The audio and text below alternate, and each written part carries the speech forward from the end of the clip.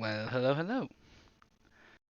It's a bit later than I normally try and start streaming, but, that's how it goes. Plans change and last minute things pop up. The downside of being living with my parents. They're great people, but they're very prone to just dropping things on me last minute. But here we are now. So at the start of the season, I sent a tweet out asking for recommended games to play. I haven't gotten through all of them yet. There's still some that I want to play and I will play. And the other games I have to finish, that's going to be outside of Halloween season. But of them, I've played the recommendations of all of my mods except for Rakpirion. Rakpirion's a big fan of the Higurashi series, and he only recommended the one game because he just wanted me to play it. And Chapter 1's free, so it's pretty easy to just download and get going at. I played the games that Chug recommended, and I played a couple of games that Fire recommended.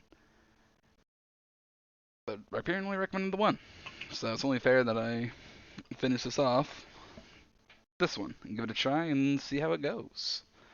I don't really know much about this game.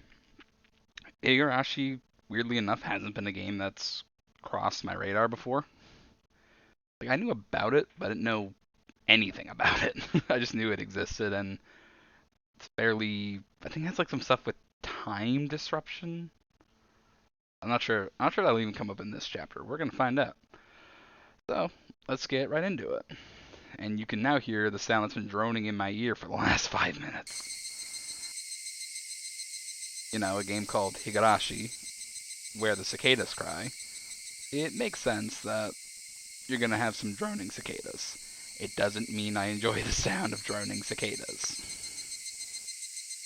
But it is what it is. Oh, hey, Jake. We were just talking Discord. Yeah, this game, Higurashi When They Cry.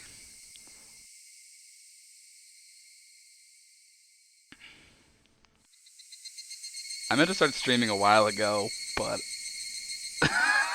I forgot I changed my PNG. It's not Weedcat anymore. It'll pop up.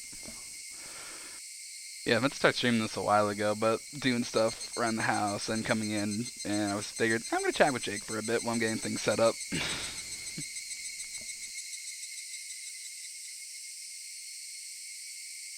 But yeah, weirdly enough, I know a lot about visual novels. I don't know too much about Higurashi. But first chapter's free, so. Hi. Bound. Oh no. Oh, welcome to the world of Higurashi When They Cry. The Onikakushi arc will be the opening inviting you into the world. Don't play tough. Please enjoy life in Hinamizawa to the fullest. The difficulty is extremely high, but I hope you'll enjoy the reward. Okay. That's a interesting open. I don't like that. Please do not lament. I will forgive you even if the world will not forgive you. Please do not lament. I will forgive you even if you will not forgive the world. So please tell me, what will it take for you to forgive me? Frederica Berncastel. Depicting Gimas Erleg Ud Gisi Important Gotamake Himonte. Ah, this is a work of fiction. Any resemblance to actual persons or organization is entirely coincidental. Oh. AD 1983, the early summer of the 58th year of the Showa era. What are these noises? I was going to be ripped apart. Oh, jeez. Having my body ripped apart would have been far better. Oh. I trusted her. No, I still trust her. Even in this very moment, I trust her. But I'm starting to realize I only wanted to trust her because I refused to accept the truth. As if I was trying to convince myself in such a silly, sobbing voice. And those tears making a mess of my face. That mechanical, repetitious sound finally stilled, and everything fell silent. I have no idea what's happening. Only the cry of the cicadas remained, annoyingly loud, and yet I felt as if I could still hear her voice. That's not possible. She's no longer speaking. The only one crying is me. She never cried. Even when she repeated those words over and over, she never expressed any emotion because there were none to show. She had no tears to shed for me, then I shouldn't need to shed any for her. Then why? This pain, my eyes getting moist, why was this happening? I still wanted to believe I hadn't been split apart. That's enough, right? Inside me an inner voice whispered gently. My spirit had suffered enough. Countless times I'd wavered over whether I should just throw the battered thing away. Except, I've stubbornly refused to do that, haven't I? I feel better if I just threw it away. Even knowing that, I chose to believe, didn't I? Only I can understand that painful struggle and appreciate it. Hey, me? I've tried more than enough. I'll acknowledge that much. So, isn't it alright to just take the easy way out? Besides, I'm not throwing it away. I'm leaving it behind. With her. Like flowers by a grave. Now then, calm your nerves. Even though you can't feel your right arm, just lift it up. With every swing, forget a little more. That kindness made me happy. That adorable smile brought me joy. I liked petting your head. I loved how demure you were. Because this will be the last time. Because when I swing this down, I'll forget. This is my first and last bouquet for you.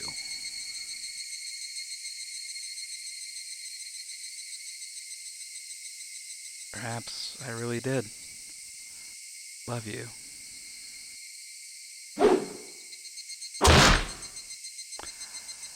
Yeah, I can make a damn good assumption on what was happening there, but I don't want to. Achievement unlocked, farewell. Somebody's been apologizing for a while now. I'm gonna turn the volume down a little bit.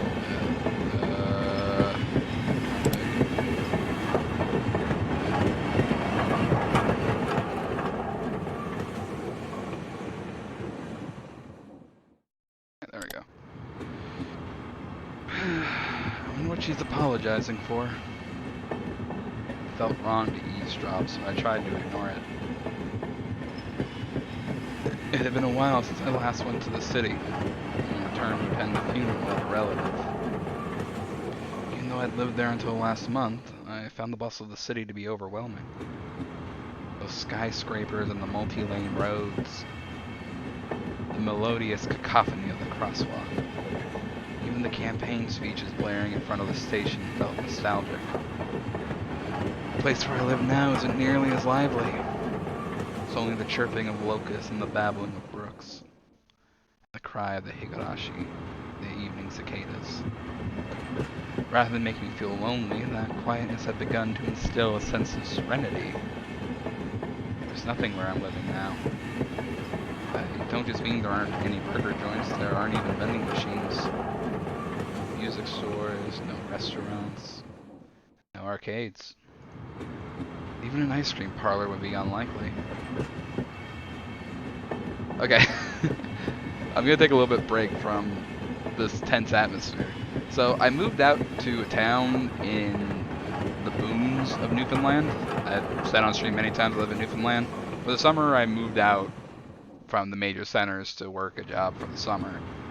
And I just figured I'm going to be going to a place there's not going to be any of the conveniences I normally have in a bigger town. You know, most bigger towns have some kind of recreation center, restaurants, things like that. There's a couple restaurants. They're very good restaurants. And it's surprising because there was an actual ice cream shop down the street from my house. And I'm just like, why is there an ice cream shop here? You wouldn't expect that.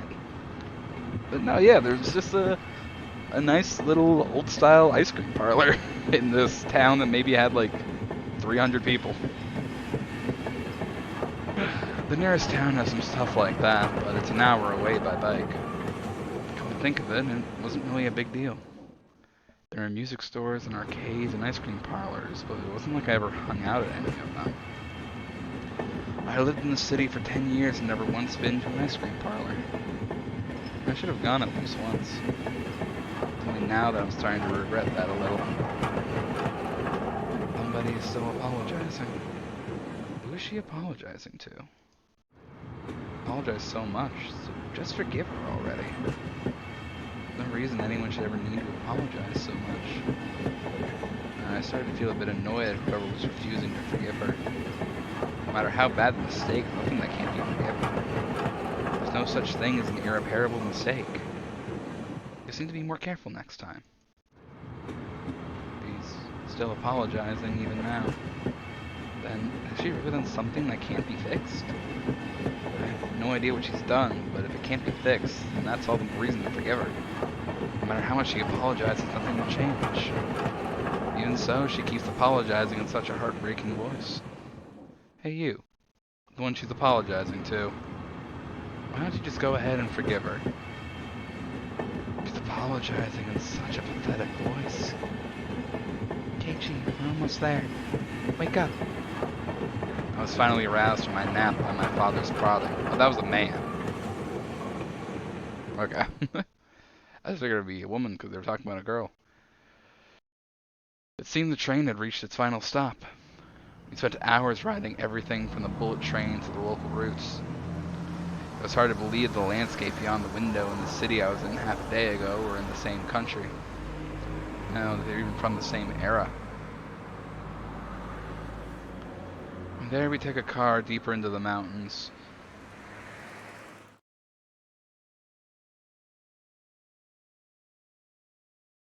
I like the art style in this.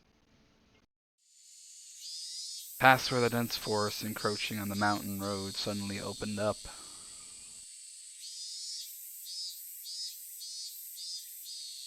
There, where I live now, in Namizawa.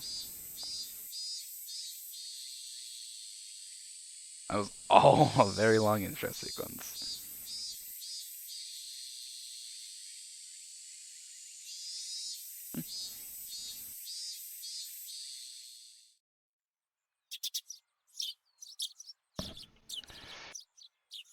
Even though we were approaching summer, the morning air still had a frigid bite.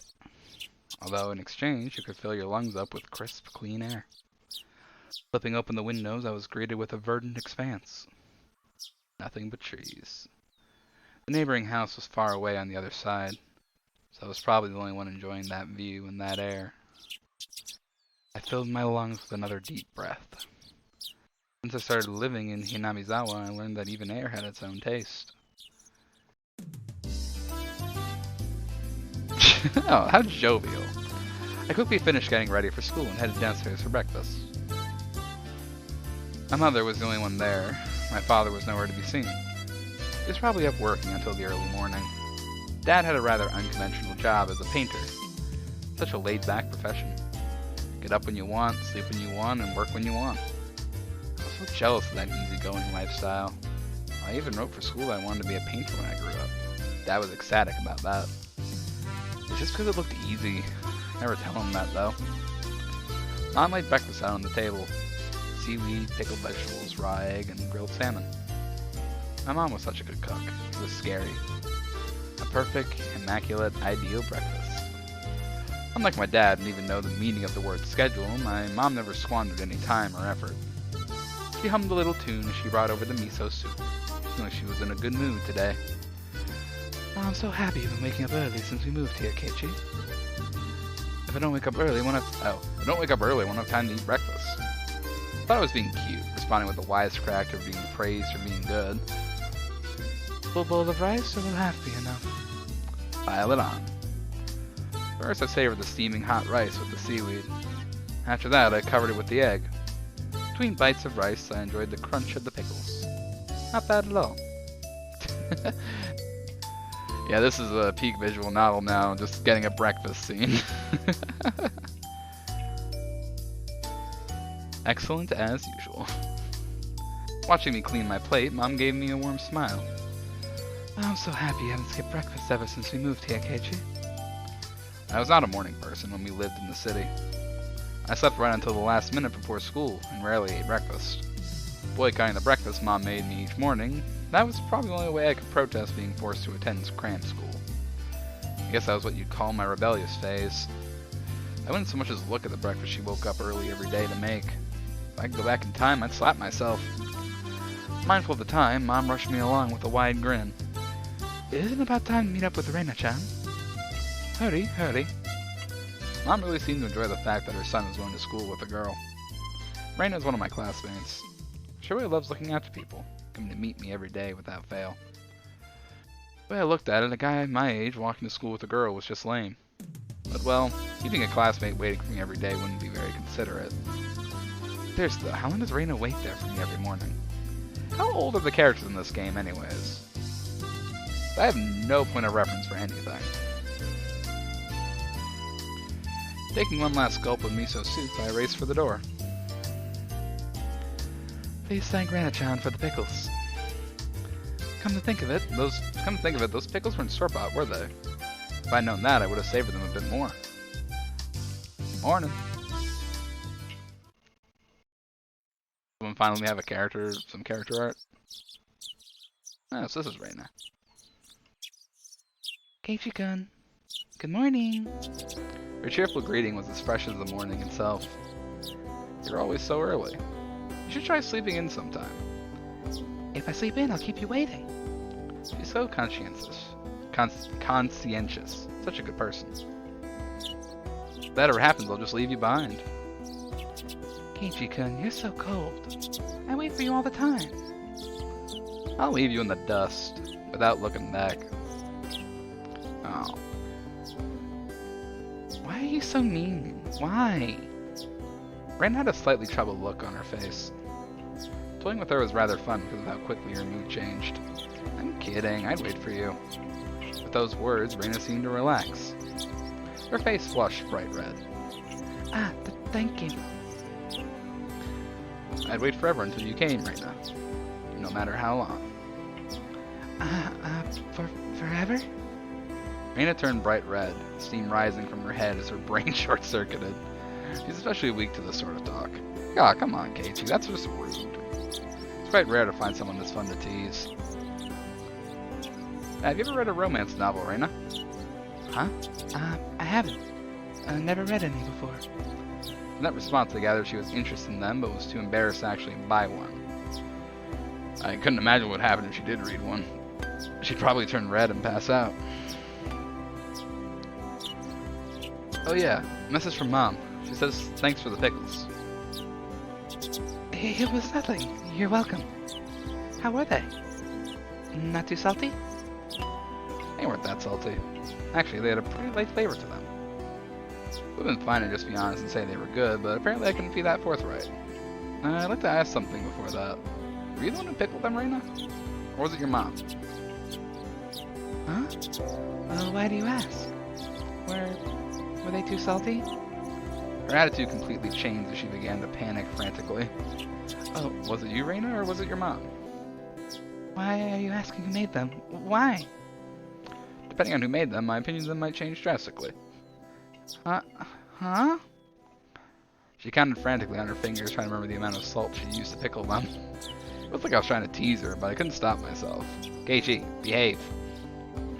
Guys who take pleasure in this kind of thing are probably the worst. Guys like me. Keiichi, you're self-aware. Stop it. Reina nervously opened and closed her mouth over and over, trying to muster a response. It was me. Delicious. Huh? Pretty good. Just like the last ones. It went perfectly with the rice. Her face went bright red again. She was completely spacing out. It truly was a lot of fun to tease her. I pray that Reina never gets taken advantage of by some lowlife. Keep at it, Reina. I'll train you until you handle it like the average person. Or so I decided for myself. Let's go. If we keep Mion waiting, we'll never hear the end of it. Seeing as she just keeps spacing out otherwise, I called Reina back to reality so we can make our way to school. This strange, easily flustered girl is Reina Ryugu. I've only known her for about a month, but I've come to realize it's not just her name that's strange.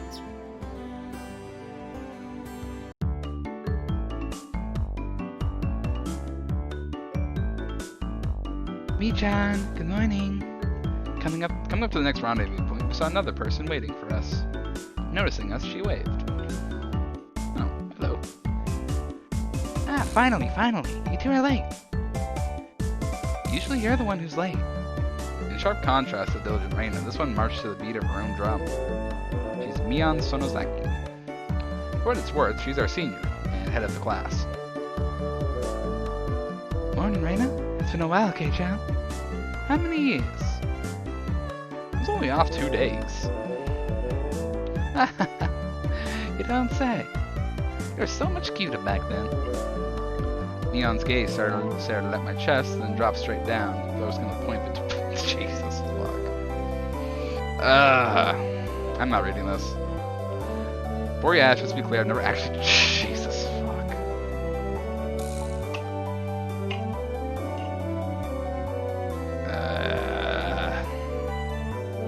I'm not reading this part.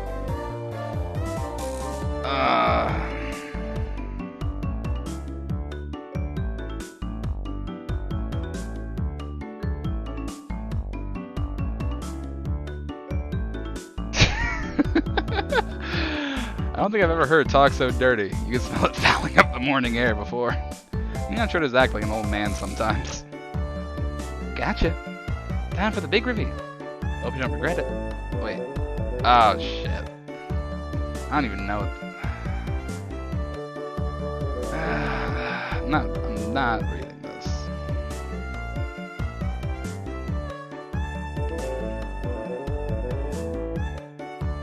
How was it, seeing the city again? Mion switched gears, dropping the dirty talk, and changing the topic to something more befitting the pleasant morning. I only went for a funeral. I didn't have much time. So yeah, did you look for it? That thing I asked for? You're not listening. At all. I just came back from a funeral. I didn't have any time to look around in toy stores.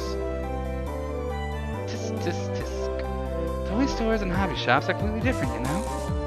It's really difficult to get Western stuff around here, after all. I can't get a good voice in my head for Mion. This is about games, Mi-chan. Mion nodded proudly as Reina giggled. Yep, I wanted Kei-chan to bring me back a Westport catalog, you see? Westport was short for Western Imported Games. Using that abbreviation did make it sound pretty geeky. You can just get them to send you one in the mail, can't you? Well, I guess I have to now. I'm gonna get another game full of hot action. This time I'd like a game that's easy to understand. Mion is a board and card game enthusiast, and there she's collected quite a lot of different ones. I suddenly like Mion. According to Reina, Mion's room has kind of become a museum for domestic and foreign games. If there's a game you think I'd understand, let me play too. Of course. If Kei-chan's up for it, I should warn you though, we're pretty tough. Just what I want. I play all sorts of games. I don't intend to lose. Wow. I'm gonna let you in the group this time, I guess. Bristling with joy from head to toe, Reina looked back and forth between me and Mion. Mion gave her an affirmative wink, and her expression perked up even further. I thought boys preferred playing outside more, so I figured you wouldn't want to. Reina laughed happily. Okay, this is something I don't like, is when it's just text like this. I don't know who is speaking, so I keep getting people mixed up. But it can't be helped, it's the game style. From such a friendly conversation, you wouldn't think I had moved here less than a month ago. I understood that they did all they could to make a transfer student like me feel at home. I'll try harder to fit in so they won't feel like they have to try and make me feel welcome. I felt like if I acted a bit more open than I usually am, it should probably be about right for this place.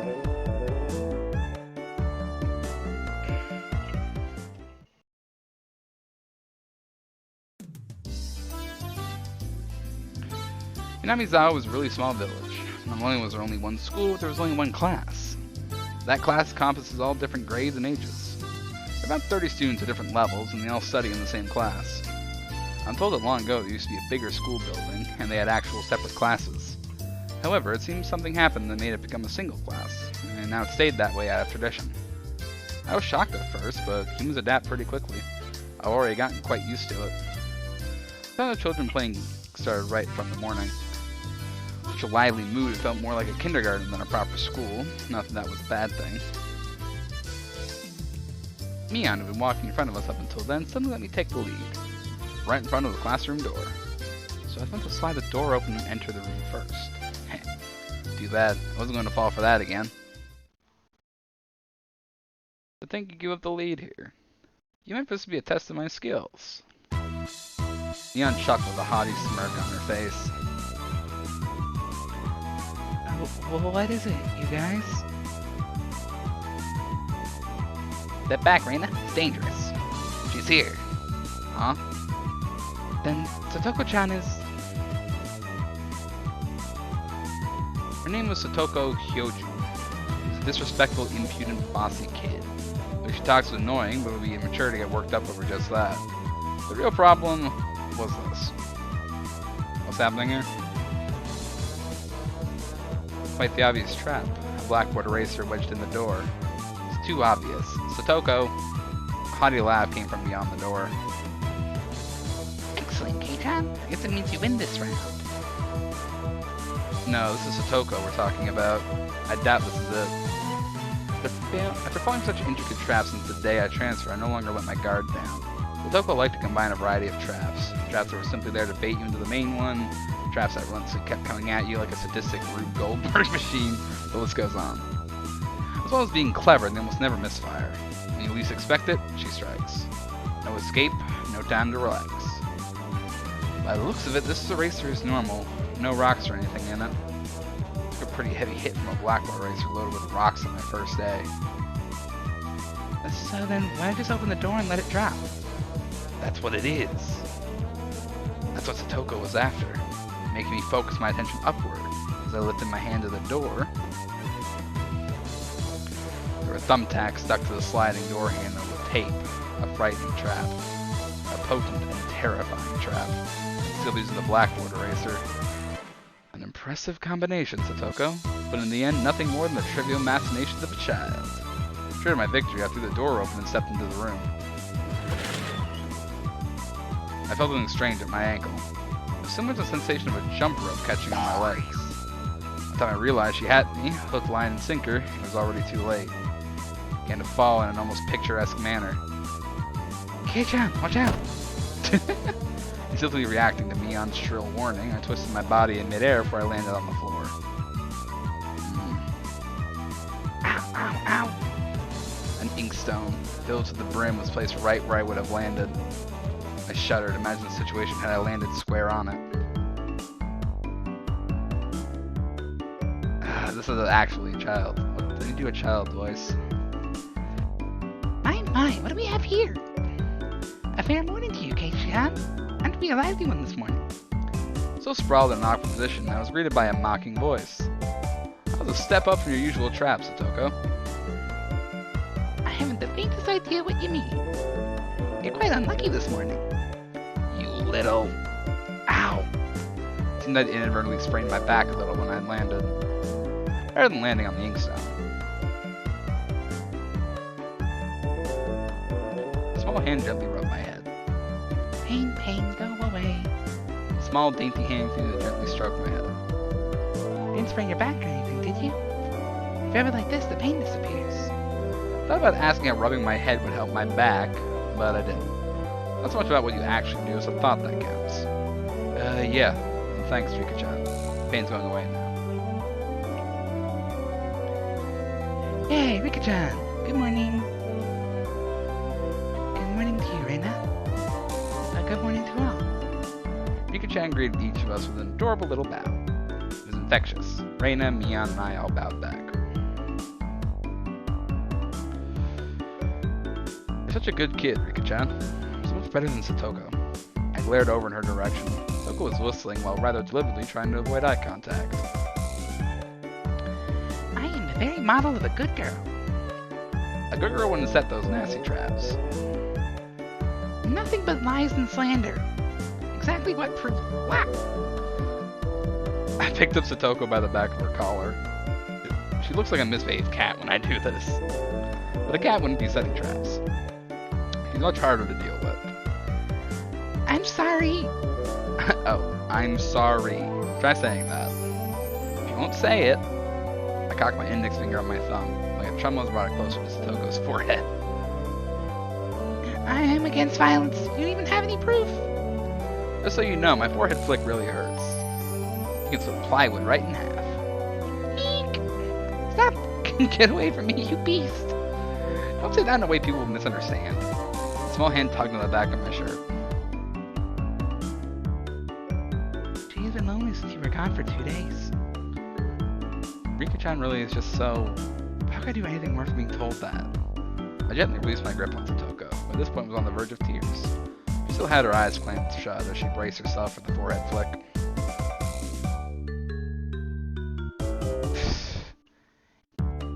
It doesn't bother me. You mustn't cry, Satoko. Keep on fighting. Yeah. Rika is precious. Rika gently petted the head of her prankster friend. You never guess those two are the same age. No, they look about the same age. I think Satoko could learn a thing or a million from Rika-chan. Next time, set an even more amazing trap. Wait a minute. As she observed the scene, Rina's expression grew ecstatic as she began to swoon. Satoko-chan is crying. So cute. Oh my god. You can't take them home. But they're so cute. You can't, no matter how cute they are. But just for a bit is fine. It's fine? Rina kept a cutesy face even as outrageous ideas spewed from her mouth. According to Mion, Rina is ridiculously weak to cute things. No one tries to take them home. Rina just adopts every lost animal in the town. Object or person. Stealing is bad, but abducting people is even worse. Give it up. Then I can just look. Just looking. That should be fine, right? Right? Rina, stop staring at the children. Rina swooned over Satoko's crying form. If a girl ever goes missing in Hinamizawa, I'll be forced to turn Rina into the authorities. Forgive me, Rina. I'm gonna try to bring you care packages when they put you away. Teacher's coming. Quickly, clean everything up. Satoko, that inkstone is yours, right? Just from Mion's single statement, the entire mood of the room shifted back to normal. The inkstone was bad, but the thumbtacks stuck to the door handle were an even bigger problem. I pulled the tape off carefully, making sure not to skewer myself. Even though Satoko was the one who set it up, everyone had to pick up after her. By the time the teacher entered the room, the bedlam from before had been neatly tidied up. Aha, we made it in time. Rise, attention. Mion gave out the morning commands.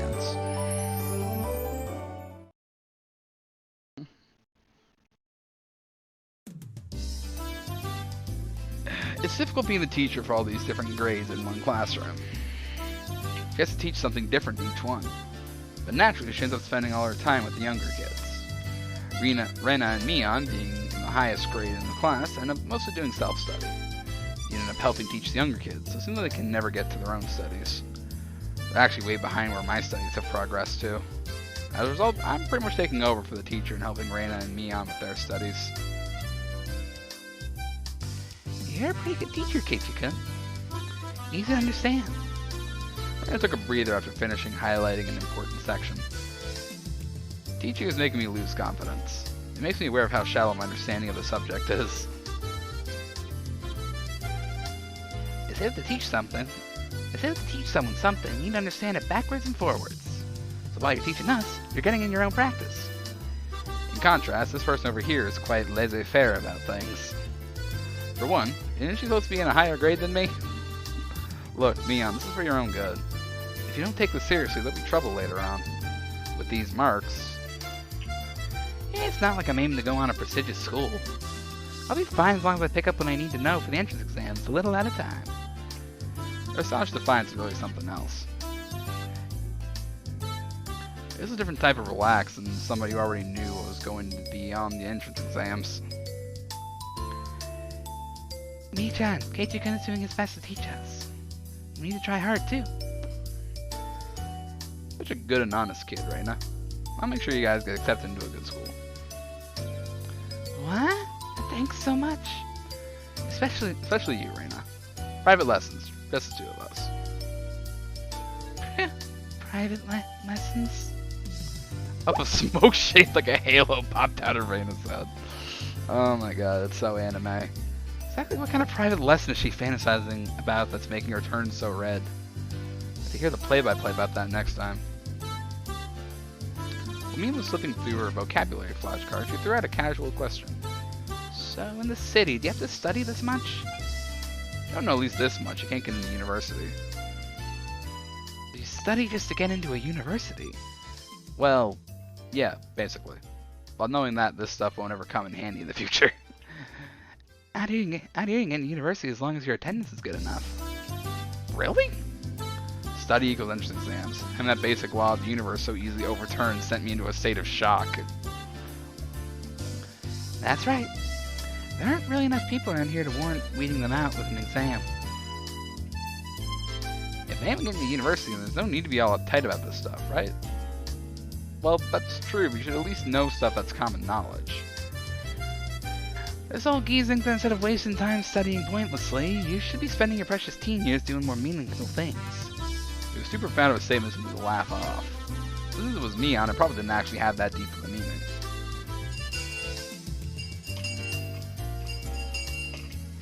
The place would shine, the sound of the principal waving a handbell drifted through the classroom. Hey-chan, we're done! It's our wonderful lunchtime! In a complete 180 from her unmotivated state, Mia gave the commands that signaled the end of the morning period. Hey-chan, let's have lunch! I might have been making a very troubled face. Reina smiled brightly at me. Alright, let's eat.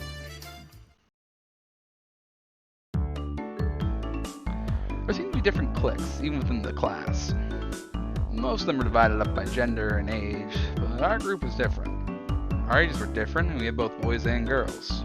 We weren't reserved around each other. The level of openness makes a transfer student like me pretty happy. Reina and Mion pushed their desks together so they were facing each other. At the same time, Satoko and Rika-chan were slowly lugging their desks over as well. Keiichi-gun, hurry! Reina waved her chopsticks in an unrefined manner, trying to hurry me along.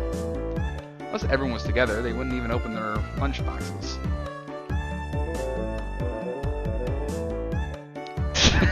What the heck is this, Satoko? Keiichi-san's lunchbox most assuredly filled with nothing but bread crusts, like some sort of destitute plebeian. Why don't you show it to us? Come now. Even though Satoko was hurling insults at me, she still wouldn't open the lid to her lunchbox until I was there. I pulled out my lunchbox swiftly and dragged my chair over to join the circle. Hey, sorry to keep you waiting. Well then, Representative Me, please give the signal to start. At first, this was kind of embarrassing, but I got used to it pretty fast. At this point, I probably wouldn't even open my own lunchbox, someone else was too slow. Our ages and genders may have all been different, but we were all friends. You say all different, but Keiichi, you're the one boy. Let's eat. The sound of our little 5-part chorus echoed beautifully throughout the classroom. Really though, I've gotten pretty used to this group made up of all girls. Of course there are other boys in the class, but they were a lot younger, so they were scared to approach me. Well, that's to be expected. Younger boys just see older boys as scary. Is that entirely true? Remember when I was little, there was a couple older boys in my street. I would like try and play with them all the time. Of course, I was the random kid, so they weren't always happy with it. Compare that to girls. Well, at least these girls aren't picky. We put all the side dishes in the middle where everybody was free to pick at them. I thought girls would mind sharing a meal with a guy, so I was a bit flustered joining in. However, Mion noticed that and teased me quite a bit. As a fruit of my efforts, question mark, I can now reach over and take sides from anybody's lunch. You know what? Fair point. My, isn't Sir Keiichi's lunch extravagant today? My, isn't Madame Satoko's... Oh, my, isn't Madame Satoko's lunch extravagant as well? The stewed stuff has a nice look to it. Rather trendy. Flying into the fight that Satoko was starting, our chopsticks locked in a cross counter, stabbing into each other's lunch. My, how delicious. Ooh, this taro is good. The stewed stuff is good too, even cold. For seeing my happy face, Rika-chan's expression broke into a little smile. saved some from dinner last night. By the way, Satoko and Rika-chan's lunches are always the same. You know that Rika-chan makes it for both of them every day. Rika-chan made this too. These taste like mom's home cooking. I was honestly impressed.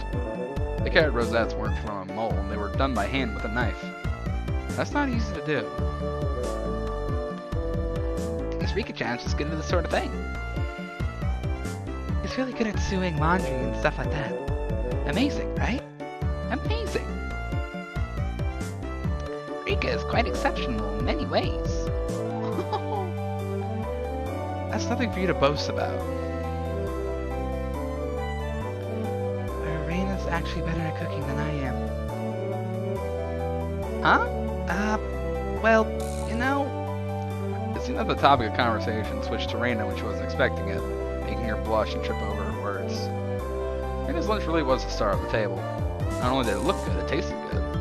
Everyone else pulled from Reina's lunchbox constantly. Everyone liked this one so much before, so I made a lot this time. It's good, I hope. It's got high marks for me. Ah, Mion, you're taking too much. Knocking Mion's chopstick to the side, I reached out, trying to secure my own portion. Toko and Rika-chan reached over at the same time, and a struggle ensued. Everyone shoveled in mouthful after mouthful while praising it, and Reina's lunchbox was soon empty. Kind of bad that no one thought to leave any for Reina. But Reina seemed rather satisfied as she looked on. I need water. I'm starting to trip over my words.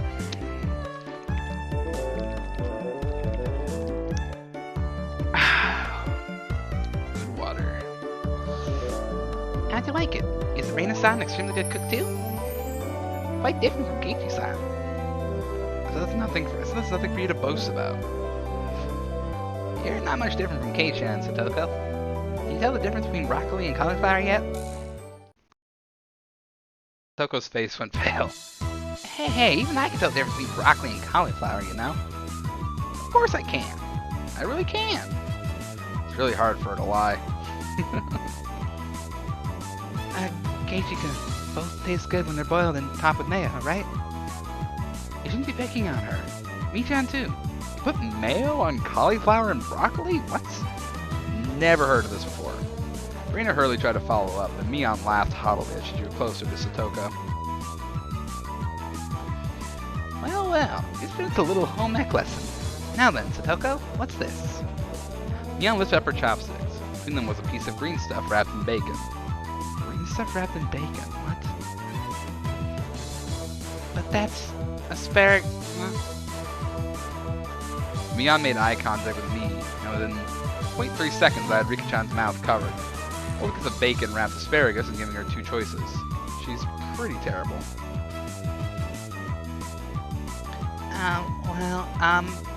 The yellow one is cauliflower. No wait, the green one is cauliflower. So which?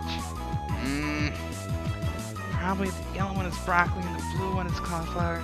But the green one is,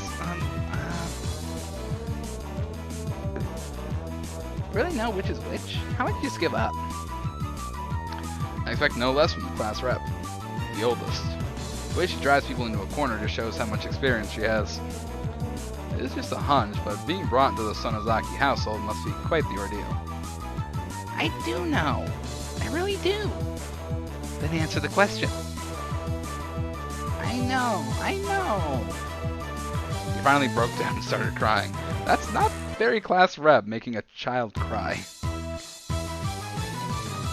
When she acts like this, she actually starts to seem her age.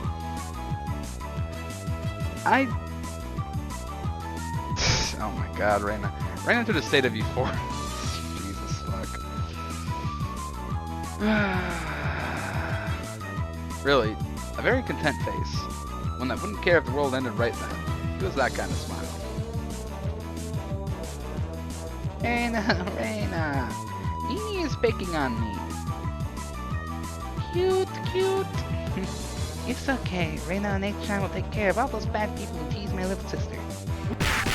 Oh shit. Wish, poof, bam. It's like a flash of lightning. What was that just now? Both of Reina's fists shot out at supersonic speeds, striking me squarely in our faces. Before we knew it, Mian and I were sprawled spread eagle on the floor, staring up at the ceiling, with matching welts on our faces. This is the first time you've gotten one, right? Today, she went easy on us. Easy? You mean there's something harder than this? With that, Mian and I both slumped our heads back on to the floor in unison. From now on, be careful when I'm within striking distance of Reina.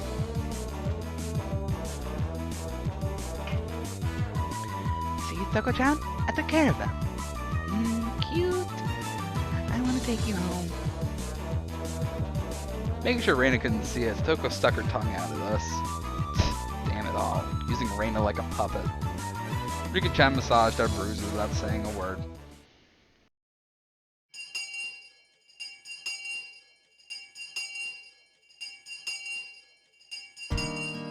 No matter what the day had held, the last school bell always came too soon. Our shadows stretched off into the distance. Hey, Keiichi-kun. Tomorrow, do you have plans or anything? Or anything? Huh? It was such a direct question from Reina, I inadvertently blushed. If it was for a date, then wouldn't you do it more subtly? Reina saw me lost for words and realized that I misunderstood, and turned red as well. No, I didn't mean it like that. You see... So apparently that wasn't what she meant. Since it's always fun when Reina's in a panic, I went along with it a little. Oh really? So it wasn't meant that way. Huh? Playing it up, I slumped my shoulders, feigning dejection. Keiichi-kun, why are you so disappointed? Why? Me-chan! Unable to hold it any longer, Mian slapped me on the back. I see. This old geese never knew you could push her buttons like that.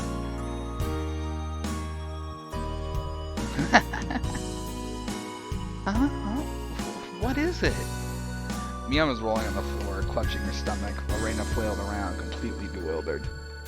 Couldn't help but start laughing as well, feeling just a bit guilty. I ruffled Reina's hair. Kidding. Sorry, it was a joke. That was my fault. She really is a cute one. Huh? A joke? Since when? Since when? Huh, about halfway through. Halfway? So, Kei-chan, that means you weren't acting when you blushed at the start. Huh? That means...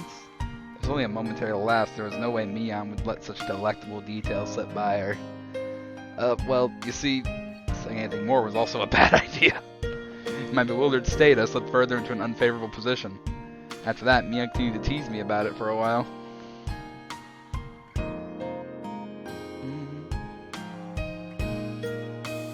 So, why are we asking about free tomorrow, Reina? Huh? Oh, what were we talking about? It's been so long that Reina had forgotten. That's how long Mian had teased me. Yeah, it's just Kei-chan. You probably can't find your way around Hinamizawa by yourself yet, can you? That was true. I hate to say it, but if you blindfolded me and spun me around 3 times like we're playing pin the tail on the donkey, I wouldn't be able to tell up from down here. Yeah, I don't think I know how to get anywhere besides back and forth from school. Yes. So you see, tomorrow we were thinking that Mi-chan and I could escort you through Hinamizawa and show you around. That'd be a godsend. Frankly, I was happy about the offer. You'll come, of course, right? If I'm free. You're being invited by a girl, you know? If I'm free. You're probably free anyways. If I'm free. I was being stubborn, so I had to give a clear yes or no. Even though I thought it was a godsend, I'm too much of a scamp to say so up front. Who calls himself a scamp? Keiichi-kun, you're not free, perhaps? Perhaps. While Mian and I had our rather sour back and forth, Reina peeked over at me hesitantly. Figuring I'd been a bit too rough on her, I just gave in. Sorry, forgive me. I apologize. I'm free. Great! The trepidation disappeared from Reina's face as it blossomed into a smile. Hey now. So there's quite a difference between how cold you are to me compared to Reina, isn't there? Since Mian didn't care for how rude it was to her compared to how quickly I agreed with Reina. Her being annoyed was very interesting, so I pushed Reina forward, speeding up our pace to leave Mian behind. Let's go, Reina. Maybe it should just be the two of us tomorrow. Leave grumpy old Mian behind. Huh? Well, if Keiichi-kun is okay with that, then... I'm the one who came up with the idea to take him. I'm the one who came up with the idea to take him around. Don't ignore me, Keiichi Mabara. It'd be great if the two of us could just go on a picnic together. Should I bring a basket, Reina? If we're bringing a basket, I'll make all the food. Maybe? Don't you ignore me too, Reina. I'll tell everyone that you two disappear into the hotel district together. Oh, shit. Well then, I'm going home right now to start making it. Tomorrow's gonna be so fun. Later, Keiichi-kun, Mi-chan, bye. You just fucking knock out. She just fucking knocked her out. Reina bounded off. She was walking on the moon. After the dust settled, all that was left was me standing next to Mion, sprawled out on the ground. There was a welt on her face. Are you alright? There was over 2 meters between you guys. Since you came, they've become sharper. This old geezer's body can't handle it. Maybe it'd be easier if you stopped saying stuff that makes Reina want to hit you. Or else it will end up being Mion's slapstick comedy hour. If that happened, the results might be fatal. Don't feel bad, Mion. You're probably the only one who can dodge her jabs. It felt like it was her knee, though. Could it be that we were hanging around with an unrivaled martial arts master? Maybe someday we'll see her debut in extreme contact sport. You can't lose to Reina. You need to train up and have a rematch. Kei-chan, this old geezer will root for you. Mion and I reaffirmed our determination to discover a way to counter Reina's infallible technique.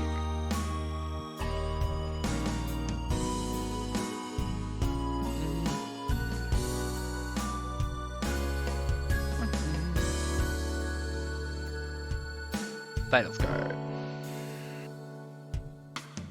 You receive new tips. We're a mixed grade. We don't have a uniform. What? Welcome to Hinamizawa achievement. What does it mean by tips? Oh. I guess these are like extra scenes basically.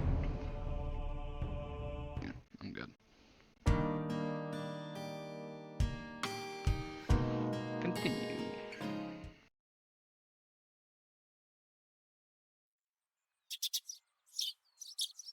Took it a little too easy on the morning of my day off. I was totally late. Today was the day Reina and Mion were going to show me around Hinamizawa. No. Reina and Mion were already waiting at the meeting place. Kei-chan, you're late. Sorry. The show I was watching last night was really interesting. Blame that. Oh, so that's your excuse for being late and keeping 2 girls waiting. Mi-chan, you just got here yourself. Haha! Last night's episode of A Day in the Life of was interesting, wasn't it? She was just as guilty as me. Reina was carrying a pretty heavy-looking handbag. What is that? Mion answered my unspoken question with a wink. That's right. Reina really did make a picnic. Kei-chan, after you left, Reina pulled out all the stops. It's not like I forced her to do it. It was nothing. So don't worry about it, okay? He's been like this since last night, you know. Can you take responsibility for this? Alright. I'm a man after all. I'll take... Oh my god. My fucking god. As we both turned around slowly to look at Reina, our gazes drifted downwards to the massive handbag she was carrying. It didn't seem logically feasible that it would be entirely filled with lunchboxes. But this is Reina we were talking about here. About 2 kilos, I guess. When Reina was picking it up, I could see she was struggling a bit. I say 5. You're exaggerating. Kei-chan is a boy after all. I thought he could probably eat a lot, so I made a lot, okay? Let's get going. Evo! Just from the way she was lifting it up, I couldn't believe the only things in there were lunchboxes. Correction, I say 5 kilos too. I'll help out, but all of it needs to be eaten. I won't forgive you if you make Reina sad, got it?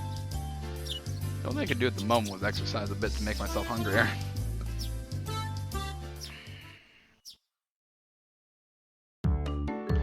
Having finished with the pleasantries, we began our leisurely stroll. A carefree walk bathed in the gentle morning sunlight. I couldn't have even imagined something so wholesome existed during my time in the city. These were the Oh yeah, I like that boonies is a global word. I thought that might have just been a thing around where I live. Didn't know if like people elsewhere also said, yeah, like out in the boonies, out in the boons. No slowly desk jockeys charging to work on the weekends out here. Really was a nice place, peaceful and quiet. Especially popular as the village was, you could still run into people just by walking around. Ah, good day. Good day. Oh, you would be Mabata-kun, I believe. My two companions exchanged greetings with everybody I ran across. All these passerbys even knew my name. When did I become this famous? We passed 3 people, and when all 3 of them knew me, I started to feel a bit paranoid. Look, man, small town news, it travels fast, and newcomers to town also get known pretty quickly. It's a bit sad to say. Everyone knows everyone since there are some people here in Namizawa. So that means when an unfamiliar face walks by, they automatically assume it's that Mabara fellow who just moved here. Yeah, that's how it works out. It was a process of elimination you could only pull off in a place like this, but it was quite effective. From now on, I'd better make sure to maintain a good reputation. And discovered accidentally gawking at a dirty magazine in the bookstore, I could expect all the villagers labeling me as a lech by the next day. Namizawa is not to be trifled with. And that's not the end of this nightmare. Of course I know them. The first person we met was old man Takazu from the Makino bike shop. His hobbies are bonsai and playing the flute. Next, we met the grocer's second son, Daisuke-kun. His hobby is sharpshooting. He hopes to be an ace sniper in the future. And the person we just met was Mio-san, the nurse from the clinic. Her hobbies are bird watching and photography. You know the names of everyone we pass by? And even their profiles? Yeah, this is very much small town stuff. Like, the place I live isn't the smallest town, but it's like that around the high school. Like, people I went to school with, I can walk around and be like, oh yeah, I know that person, they do this stuff. I know that person, they do this stuff. Where my parents are originally from is a much smaller town. I go around there, and like I just listen to my parents catching up with people or talking to my nan or my pop, and they're telling me stuff that's been going on. Just like, how do you keep track of all these people? Seeing my surprise, Mion and Reina exchanged looks and burst into laughter. Well, yeah. We're not like the city where people hardly know their neighbors. Then let's try it out. You there, who am I? Aha! You're Keiichi Mabata. You say some mean things, but you're actually a kind, shy person. Who's saying this? It's been 3 weeks since you transferred here. Your hobby is taking afternoon naps. Lately, you switched over to wearing boxers, didn't you? That's enough, that's enough. Boxers? Enough of that. Apparently there's absolutely nothing you can keep hidden here. Namizawa was not a place to be trifled with.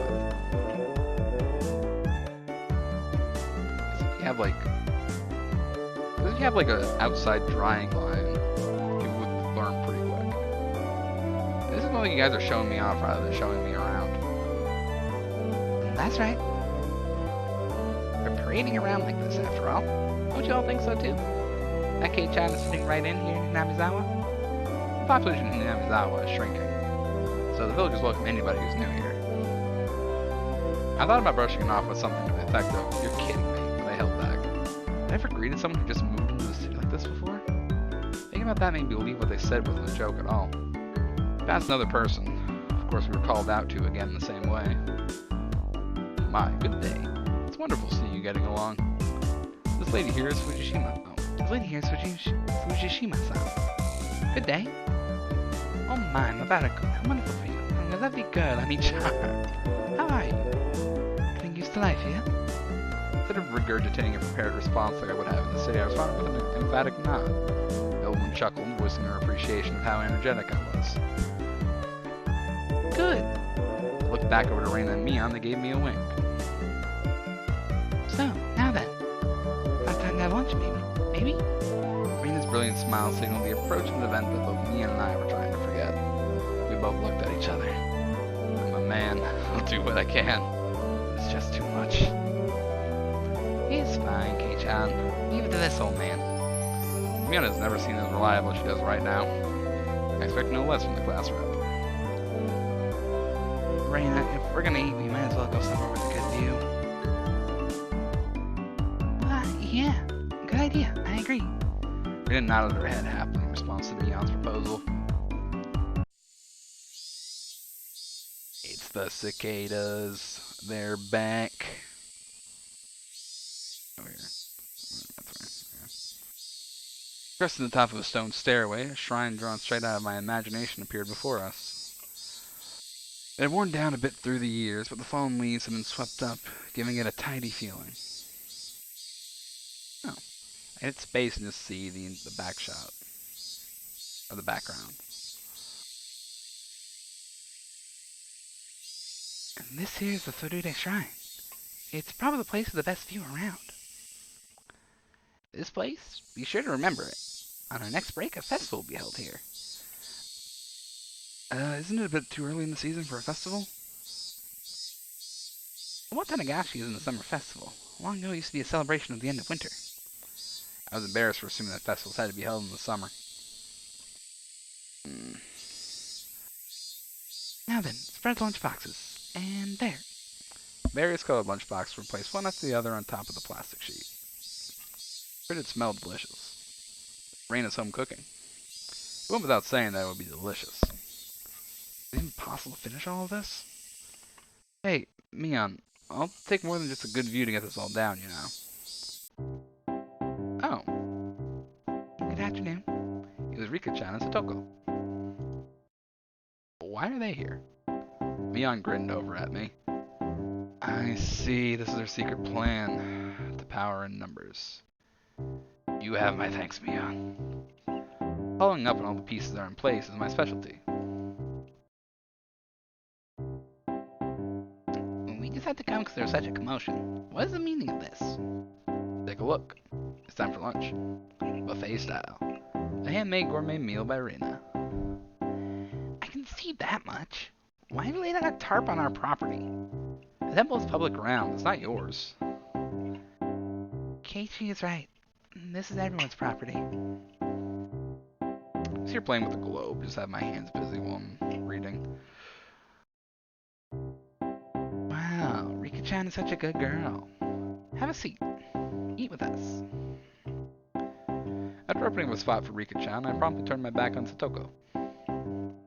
Hold on 1 second. Where's my spot? No spot for you and nothing for you to eat. Don't worry, there's some for you too. None. I'll eat all of hers.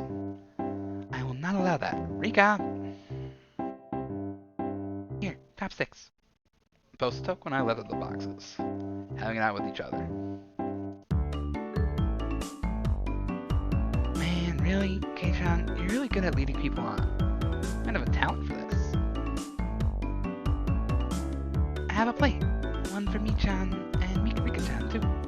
I keep forgetting everyone's names. Miko, Rika, Reina, Satoko. If you don't hurry, you won't be. No. That's right. Okay. Shall we commence this battle? Please, eat a lot. There's enough for everyone. Reina said as she opened up a thermos.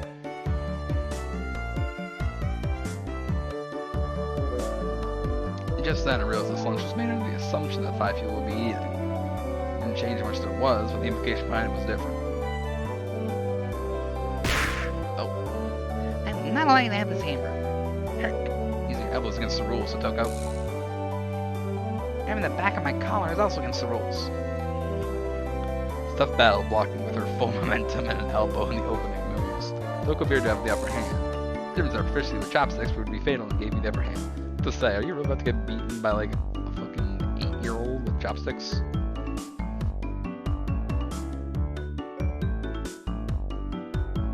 Ah, don't ask me phone. Toko Hochu has invested. No. Satoko and I amiably began choking at the same time, falling backwards and spasming. Rika-chan patted me on the head to clear, even though it was actually stuck in my throat. Seeing that made Reina blush and breathe heavily in excitement. It was like flowers were floating all around her. Mion advised Reina to refrain from saying anything that could get her locked up.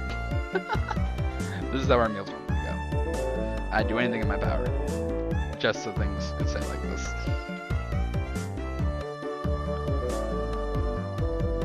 Now my question is, when do things get weird? Because this game has the horror tag in it when I started up on Twitch, and I'm aware it's a psychological horror game, or the psychological horror elements to it. When does that start? The intense battle calmed, and finally everyone reached a point where they could begin talking.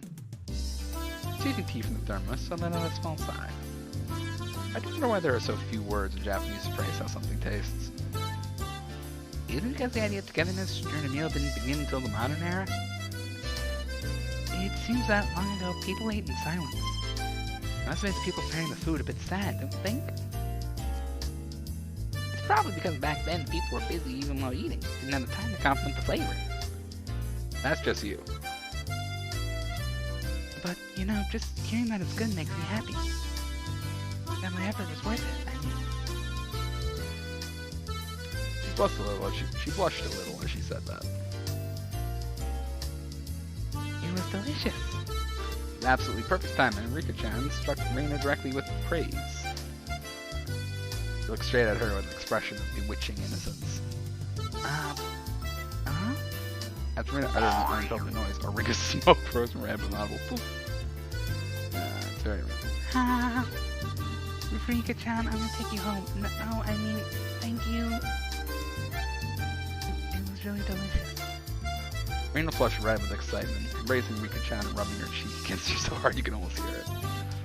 Yeah, it's so anime. To reward Rika-chan for her praise, ta-da! These are special. 2 apple rabbits. After sticking 2 apple rabbits. After sticking toothpicks into them, she thrust them towards Rika-chan. After Rika-chan accepted them, the mood suddenly shifted in a bizarre way. What is it, Totoko? What's that defiant look? Never prepared proper praise to receive apples from Reina-san. Don't push yourself. What kind of praise do you think of with your weak vocab? Well then, allow me to show you. As Toko flashed me on me a defiant look, she changed the tone of her voice slightly. Hey, so right now Nate-chan's lunch. Toko thought it was yummy. Toko thought it was yummy too. Toko looked up at her paddling while talking cutesy. How was that praise? It's not even persuasion by tear, that's persuasion by cuteness, isn't it? This is a Reina Limited special Reina Limited special skill. She blushed and her head spun, going around in circles. Fall for it, Reina. How? Of course, I was asking for the impossible.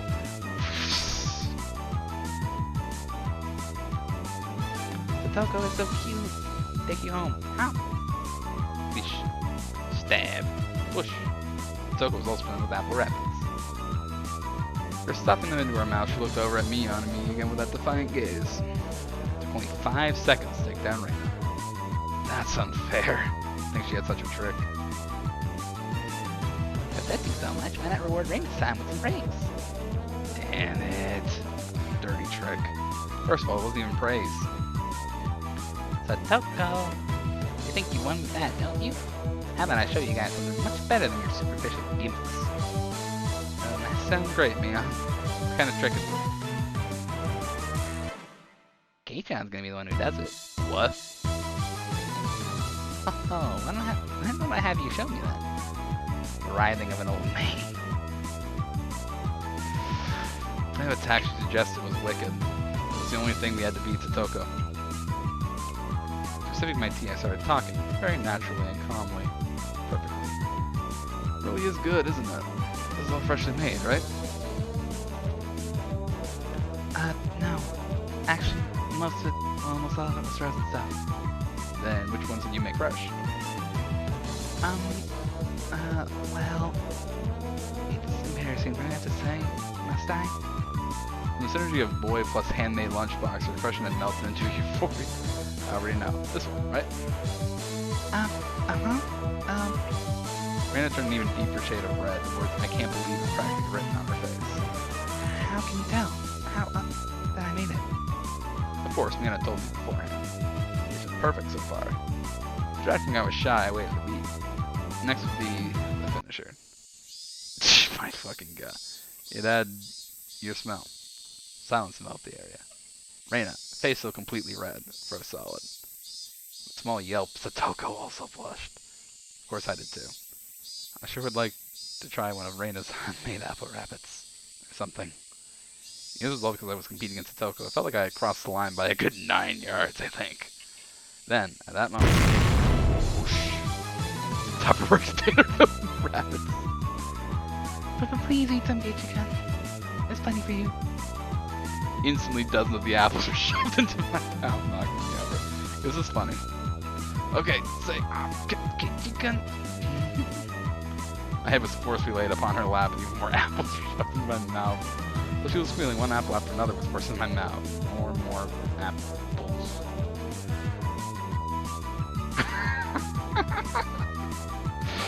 Oh, this is ridiculous.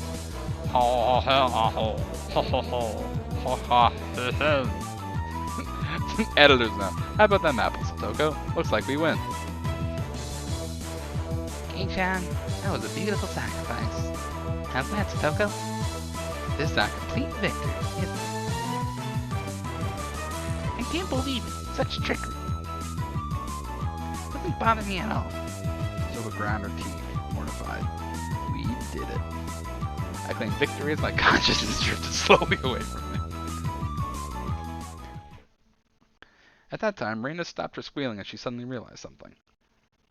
Rika-chan, you're not eating it. Did the salt water make it too strong, maybe? Maybe?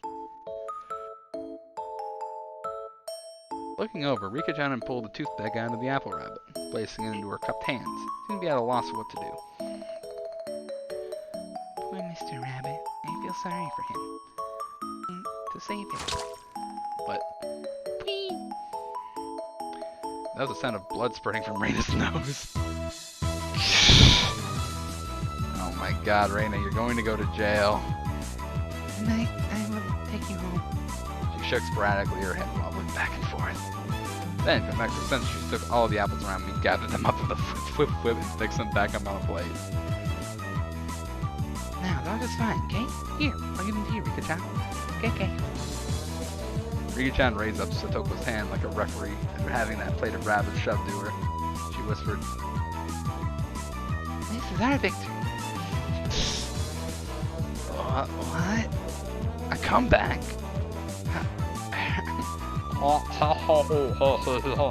I just don't care anymore. Thus, my sacrifice ended up being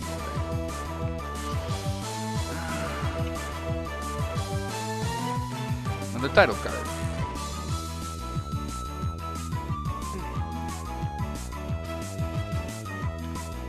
I don't know how long this first chapter is. It was a fun-filled, crazy day. But as soon as the sun began to set, the end of the day really did come quickly.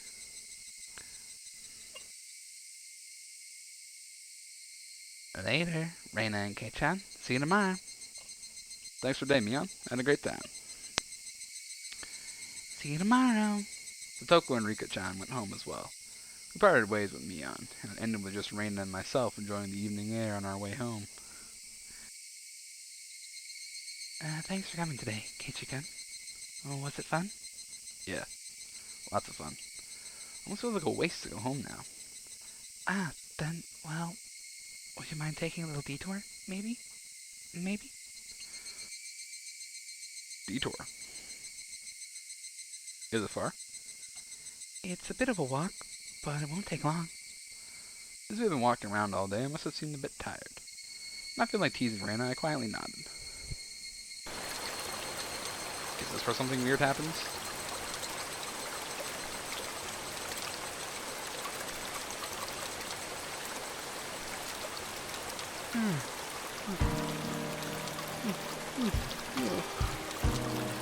There's a small path and a small hill, and then something stretched out before us. There, it looked like the remains of the dilapidated construction site came into view.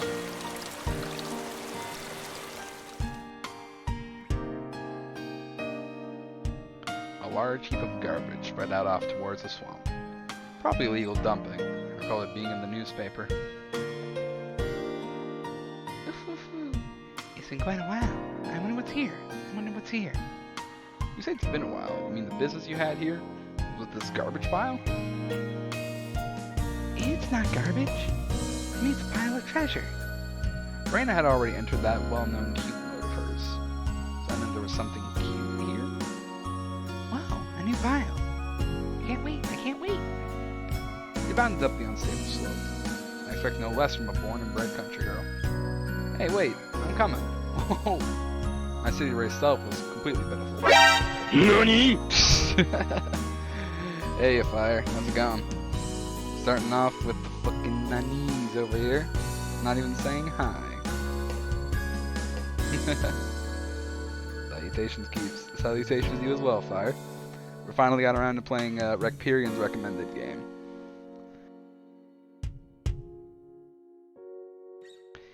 It's alright.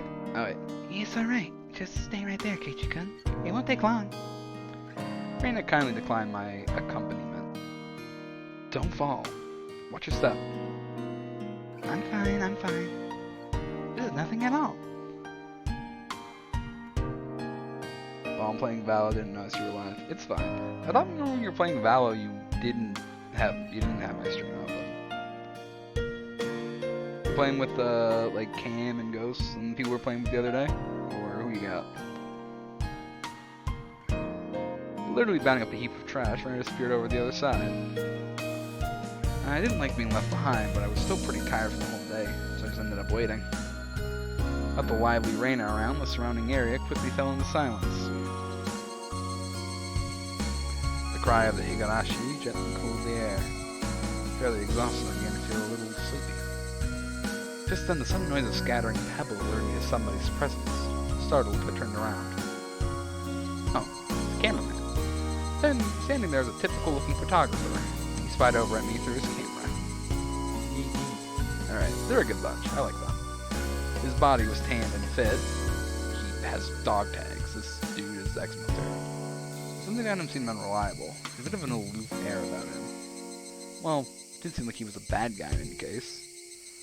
Whoa, you surprised me. Although startled when I turned around, he overplayed his reaction. That was my line. I'm the one who surprised here. My bad. I didn't mean to startle you. Are you from Hinamizawa? I gathered he wasn't from that question. Unfazed by my suspicious outlook, he introduced himself without my prompting. I'm Tomatake, freelance photographer.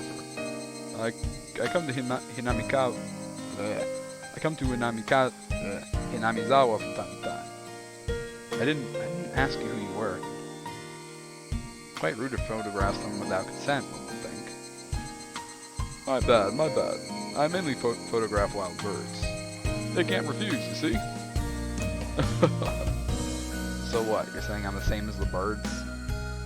Believe it or not, Fire, this is meant to be a horror game. I don't know when the horror elements are going to start, and when the cutesy slice of life stuff is going to end.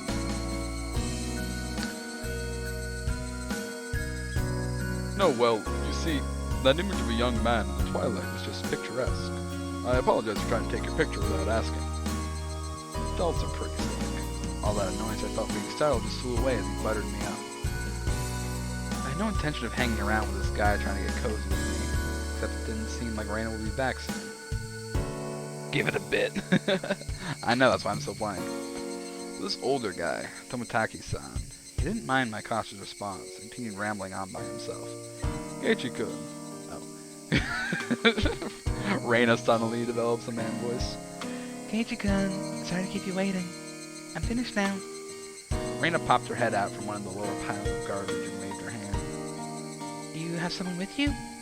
Oh, what should be doing over there? Oh, that's... You have someone with you? What would she be doing over there? That's what I wanted to know. Don't know. Maybe she's checking on that dismembered corpse that was out here long ago.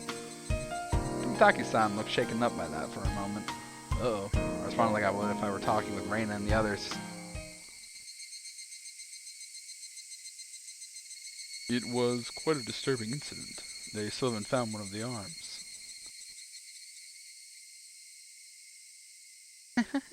Keiichi-kun, sorry to keep you. You were waiting a while, I guess? I'd best leave you two lovebirds alone. Again, my apologies for startling you, Keiichi-kun. Anyways, I gotta go. I'll catch you later. It's all good, Fire. Best luck on the Vala. Tomotaki-san chortled suggestively, and disappeared into the twilight. Missing my chance to retort put me off a bit. Keiichi-kun, are you angry? Why, I wonder. It isn't Reina's fault, so I decided to just brush it off for now. How was it? Find a treasure trove? Oh, yes. So, listen. You see, there was a Colonel Sanders doll. The Colonel Sanders doll. Oh, that thing. Those statues always have that in front of that fried chicken place. That life-size dummy. Yeah, Colonel Sanders. How cute. I want to take it home. Couldn't tell if she decides what's cute or not. But, well, she's using somewhere. It's garbage, right? No one will care if you just take it home, right? It's become the base of another pile. I can't dig it out easily. There's no lamppost over there, so it'll get dark pretty soon. Reina seemed quite down about finding a treasure and not being able to bring it back. I'll help you out, to repay you for that delicious picnic you prepared today. Thank you. Birds heading home to roost proclaimed that nightfall would soon be upon us. Keiichi-kun's going to help. I can take Colonel Sanders home. How? Reina staggered along as if intoxicated in her dreamy state of mind. I tried asking her in a way that wouldn't take her out of her cheery state. Hey, Reina, long ago, did something happen here? Seemed they were building a dam here. I don't know the details, though. How?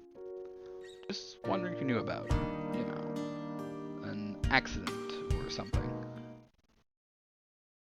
I don't know.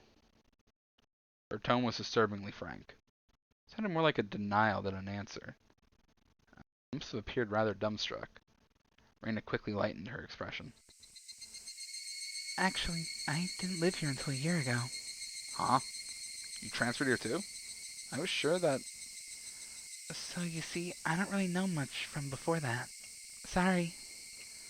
Don't really know. Don't want to talk about it. That was the kind of feeling she gave me.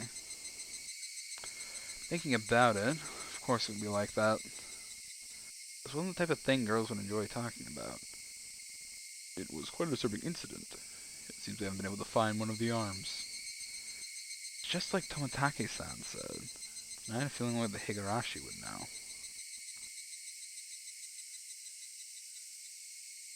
Okay, now I'm starting to get those ominous vibes.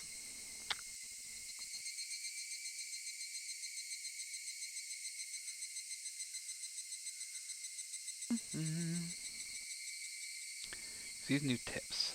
The Mebara Mansion. The Dam Site Murder Dismemberment newspaper article.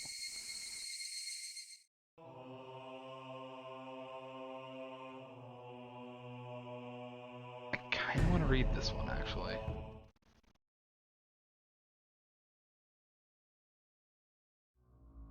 From the June 1979 edition. The Shishibone City, Okinomoya Police Station, June late at night. Suspects were arrested on suspicion of murder and improper disposal of a corpse. The main offender has been added to wanted lists nationwide. According to our sources, the 6 suspects were at the Hinamizawa Dam construction site, workroom at 9 p.m., where they are suspected to have assaulted and murdered the site overseer as a group, dismembering his body and hiding it. At 8 o'clock in the morning, a report was filed by the Shishibone City Hospital, which a male suspect alleged having murdered Mr. When questioned at the police station, the individual confessed to the crime. Since a portion of the body was recovered at the location he gave, he was arrested that afternoon on suspicion of murder and mutilation of a corpse. The rest of the suspects were arrested the same day, but the main culprit is still at large. Police are currently on his trail. The motive is purported to be a drunken verbal dispute, during which he killed the victim in a fit of anger. However, as there are multiple inconsistencies with their testimonies, the investigation is ongoing. I'm back for Now is Making Soup. Oh, sweet. Welcome back. I think I'm finally starting to get to the scary parts in this game. The horror elements are coming in.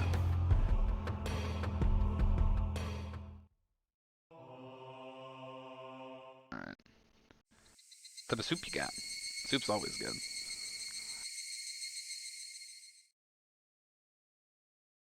I was listening on my headphones.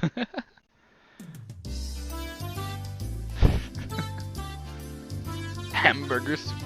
Nice. I don't think I've ever had hamburger soup. Is hamburgers okay? Hamburger soup. Is it, you know, you literally make hamburgers and then you put it in, or is it like hamburger meat put into a soup broth?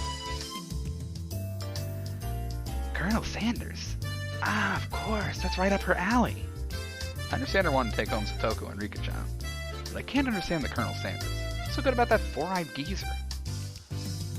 Probably better to hear from Raymond, don't you think? I'd probably just say because it's just so cute, though. Does Raymond often go to the construction site to hunt for treasure?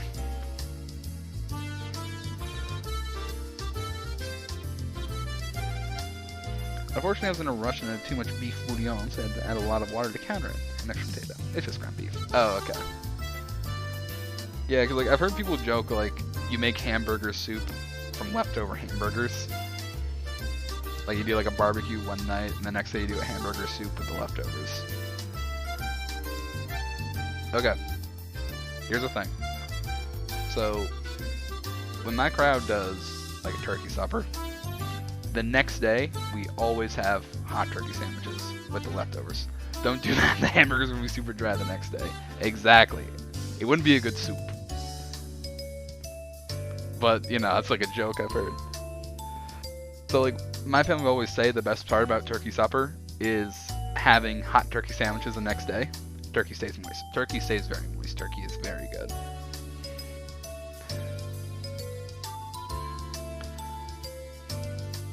Because usually the vegetables are all eaten when you have turkey supper. There's a couple left, you make a bit of hash with it.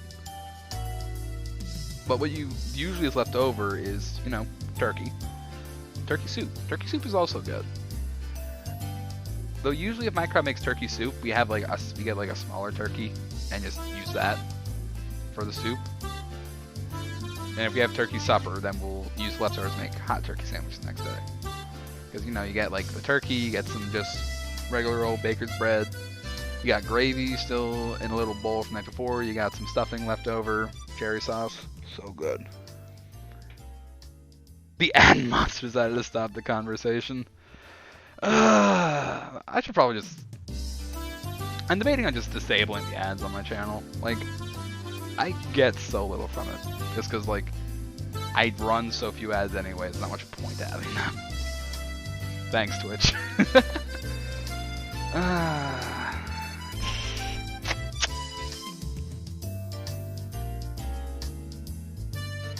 I need to check my ad settings because I don't know if I have to run so many ads.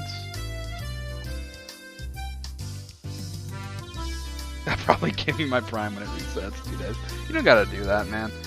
Like, this is just like a thing that I've just been considering because I don't know, I don't like Twitch's policies. They don't give a good revenue split for other platforms anyways, and I kind of just do this for fun.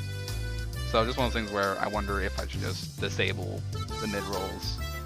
Because I was watching my friend Fitzy stream the other day, and his streams just do like little pop-up ones, where instead of like the whole stream stopping, your chat's when I talk the most then. Alright. I mean, it's your call. And I've been given a gift sub in both Fatties and Arsenal as well. Okay, this is the thing with me, is I don't actually like subbing, because for some reason I have this deep-seated dislike of having a constant thing ticking off my bank account. What I much prefer is like go into a chat, and if I get gifted a sub, I will gift somebody else a sub in the chat. That's what I like to do. Which, I don't know why. My brain is just like, yes, this is the thing. This is the thing I can do. My brain's weird like that.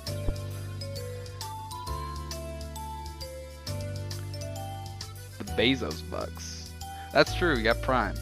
I don't have my own Prime. My brother lets me use his Prime for like Prime TV. So I don't really want to take his... Actually, does he even use Twitch? Yeah.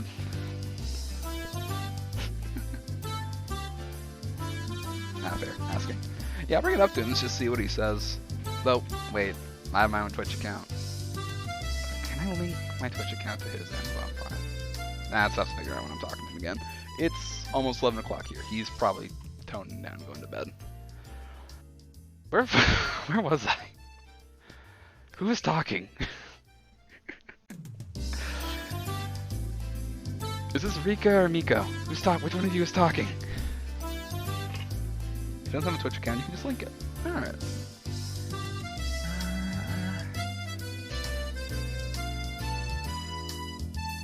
Every now and then she says she's going to have a look. But a girl her age rummaging around in garbage is, well, if Raina enjoys it, then I think it's fine. What were they doing over there? Dam construction? It's been bugging me since yesterday, like an itch I couldn't scratch. It was canceled a long time ago.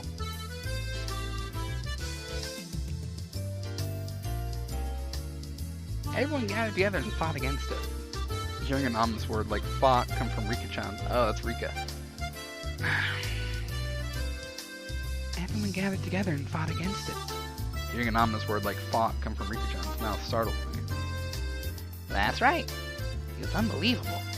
They said Hinamizawa will be sunk into the reservoir, and he had no say in the matter. So I'm only able to be here because the protest succeeded. I wish this game had like better cuts for show who's speaking. Like even like an outline or like a pop-up of a character, like anything. I'm sorry. I didn't keep you, did I? My deepest apologies, Kichu-san. Took me a while to powder my nose. Toko. Wait to use the can until you really have to go. It's a lot easier since it shoots right.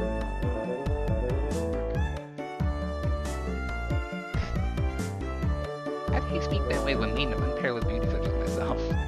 Who was she calling a maiden? So probably she wouldn't have reacted like that. Usual hijinks ensue.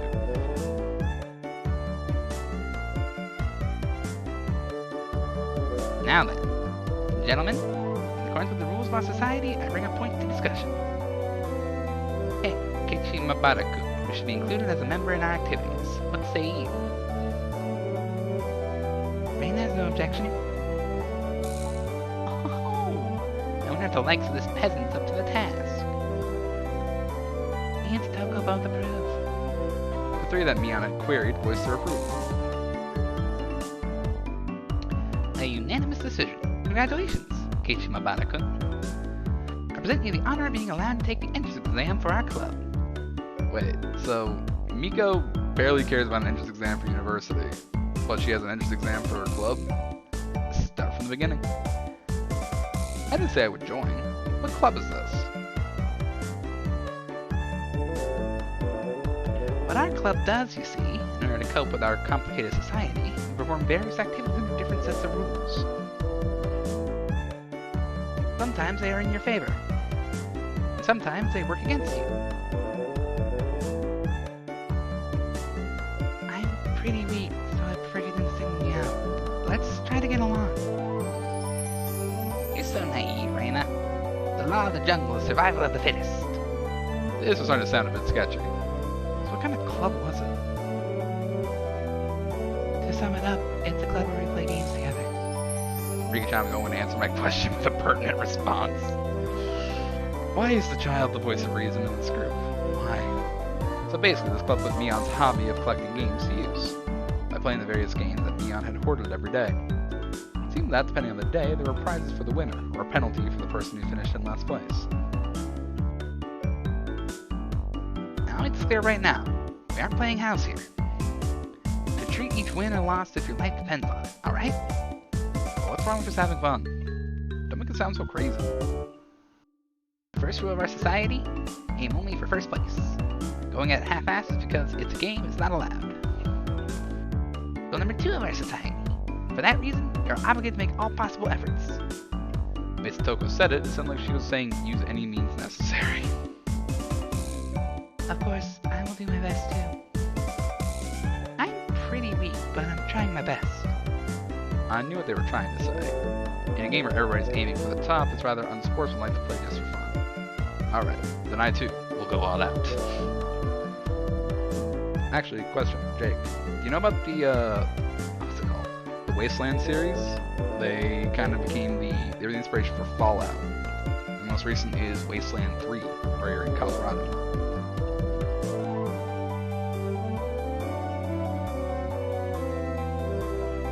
Okay. So, I'm a big fan of the Wasteland series. I played Wasteland 2 on my Xbox, and I got Wasteland 3 a while back for Steam. But I made the dumb decision that Wasteland 3 has a difficulty system where instead of making the AI smarter, it gives your characters a damage reduction, and it gives enemy characters a damage bonus. So I kind of got mad at the game because I reached a point where I just couldn't do anything. Like, none of the quests I could do. Just because I didn't find the right things or something. So I stopped playing. However, I'm going to be doing it hopefully next month. And I want to do, like, follower. You can make NPCs. You can make your squad in that. So I kind of want to do like a follower squad of rangers, and I want to put it on permadeath mode. Because I think that's gonna be fun. I'm gonna do it on regular difficulty because I just find the damage multiplier, damage penalty stuff stupid. But I think it'd be really fun to do it with like friendly fire on and permadeath on, and have a squad of follower rangers to see how far can I get with this crew. I think that would be fun to do. I'm thinking of doing that next month when the snow starts coming in, because Wasteland 3 is a very snowy location. Permadeath with enough difficulty sounds cool. Yeah, exactly. It's a way to like actually make it difficult and tactical without having the stupid damage multiplier, damage penalty stuff that I just hate so much in games.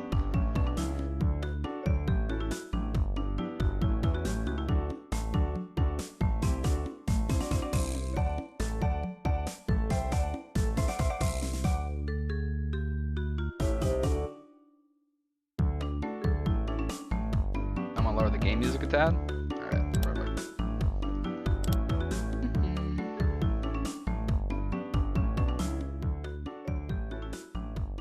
Track is kind of overtaking your voice a bit. Alright. Alright. Alright. Thank you very much, because none of my mods are here right now. Because I know Chug and Recperion are studying, because I'm pretty sure University has exams soon. And Fire's off playing Valorant with a good group. So thank you for the update. That's something I might want to try and do at some point, but I don't know if my computer can handle. Okay, so Fire regularly invites me to play Valorant because they really like the game. So usually it's like, if she sees me in Discord, I'm like, I'm online, I'm not streaming, I'm not doing anything, she'll shoot me a message and be like, hey bitch, get in Valorant with me. And sometimes she's nicer, sometimes she's less. I suck at Valorant. Look, I'm a supports guy, that's what I do. I come in, I'm just like, I got a tracker, I got healing, I got flashes. If you want me to shoot, we're all fucked. But I can give you a hand.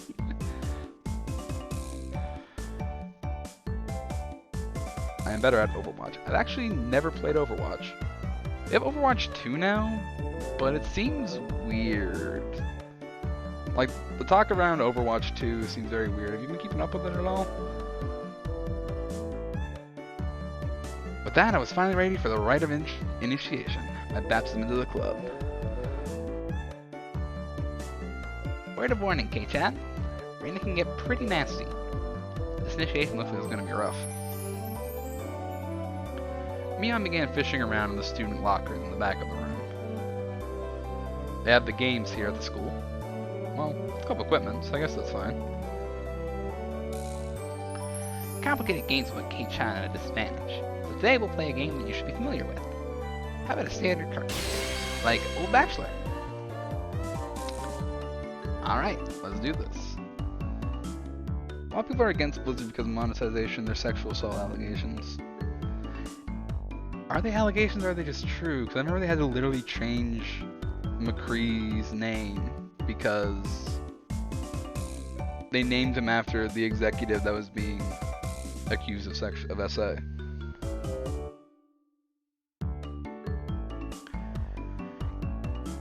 Can't really get into it unless there's a penalty. This time those will be sentenced to having their face drawn on. What do you think? Whoa, it won't be oil-based paint, right? Right? Oil-based face painting with oil-based paint? That is perfect. Satoko cheered the idea on. Okay, that's not even in quotes.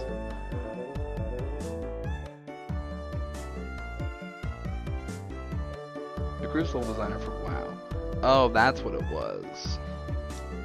I thought they used McCree. Like, I thought... What's his name? Jesse McCree? He did 100% do it. Yeah. Yeah, get rid of the people like that. Don't have people like that in any position of power over anybody.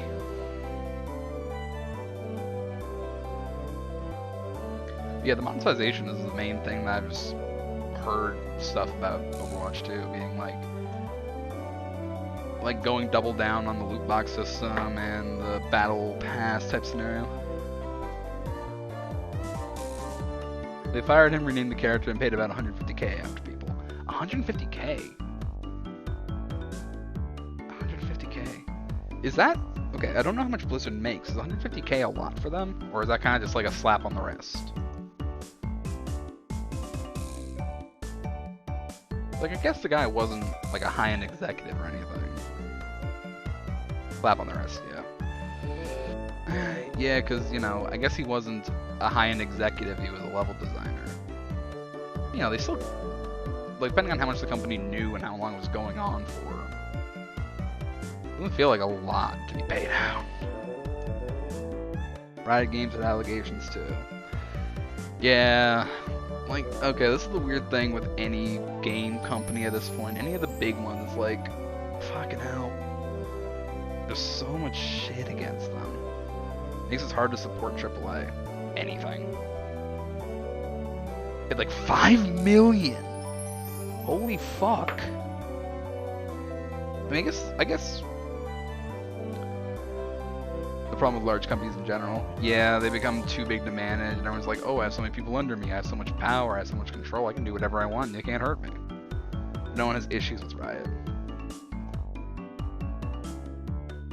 I think Riot's also riding on Arcane money at the moment. Like, Arcane made a lot of fans.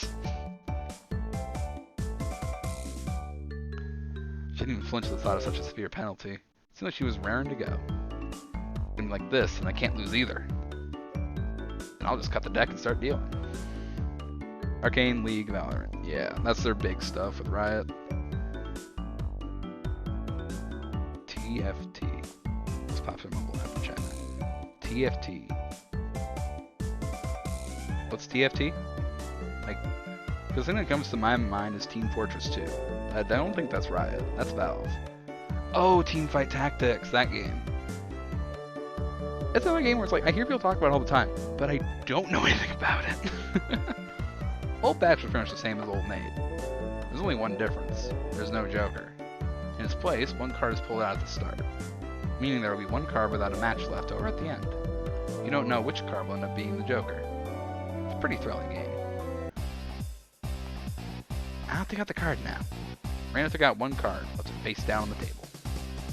Everybody stared at the card intently. Oh, pretty obvious in the endgame. No way to tell at the start.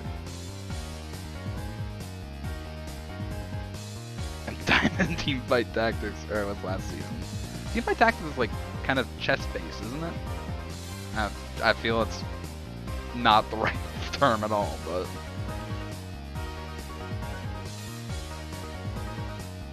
the rest of them were very serious. They didn't seem as relaxed as I was.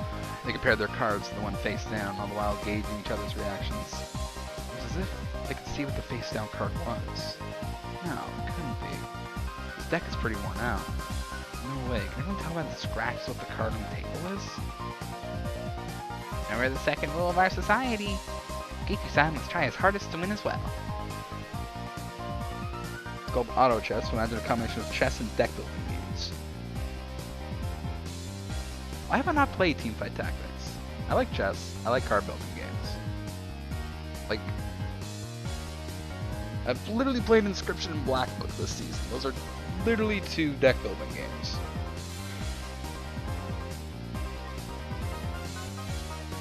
Another thing I have to check out.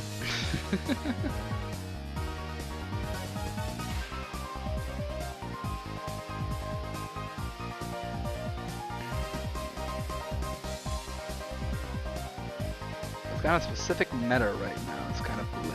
I'm taking a break. Okay. Is there any, like, I'm trying to remember the last game I was up and up on the meta with. It was a while where I was keeping up with the Hearthstone meta. And then I kind of fell off for a bit and tried coming back, and it was like 3 deck expansions from where I started, and all of my decks had gone wild instead of standard, so I was like, what the heck do I even do? I don't have any of the cards for standard play anymore. Oh yeah, I was too.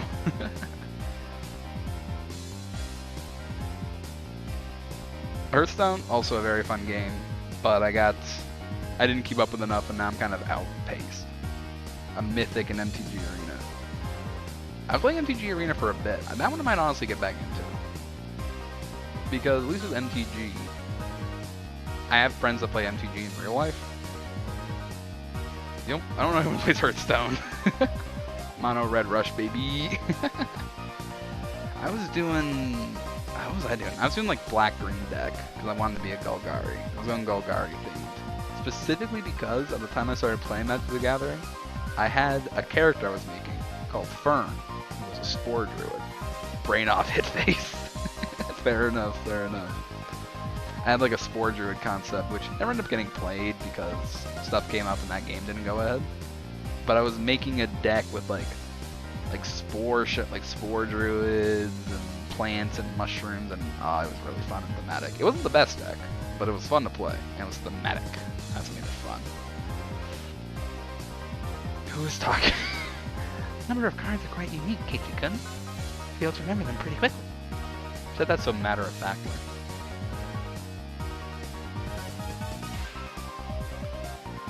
Suits me fine. Don't think a little thing like that can be your crutch. I lashed out angrily. It was rather obvious I was at a disadvantage. After all, they'd gone so far as to memorize the wear and tear for each individual card. This wasn't a simple game of Old Bachelor. This was a test. They were playing with the answer sheets in front of them. Bring it. Took advantage of your carelessness and beat you at your own game. That baseless confidence would soon be crushed. Kiki. How about I tell you your hand starting from the right? 3, 4, 9, Jack, Queen. Word. By the way, the Bachelor's a Jack of Diamonds. I can tell what they are even if you switch them around. I'm out. I thought I was prepared, but for it to be this brutal, just overwhelming. I love decks that run like a machine. I can't remember what commander format is. That's the one? No, I'm thinking of the Planewalkers. How does the commander deck style work? Because I was only pretty basic into it. My friend Laura was teaching me and Recperion how to play back in high school. Me and Recperion were rooming together, and Laura was a friend of ours. And she knew so much about Magic. Like, she'd been playing for years. And I remember in one of like the first games, one of the practice games, you have one commander and 99 other cards. Does the commander start on the field? Only have one of any card in your deck outside of basic lands.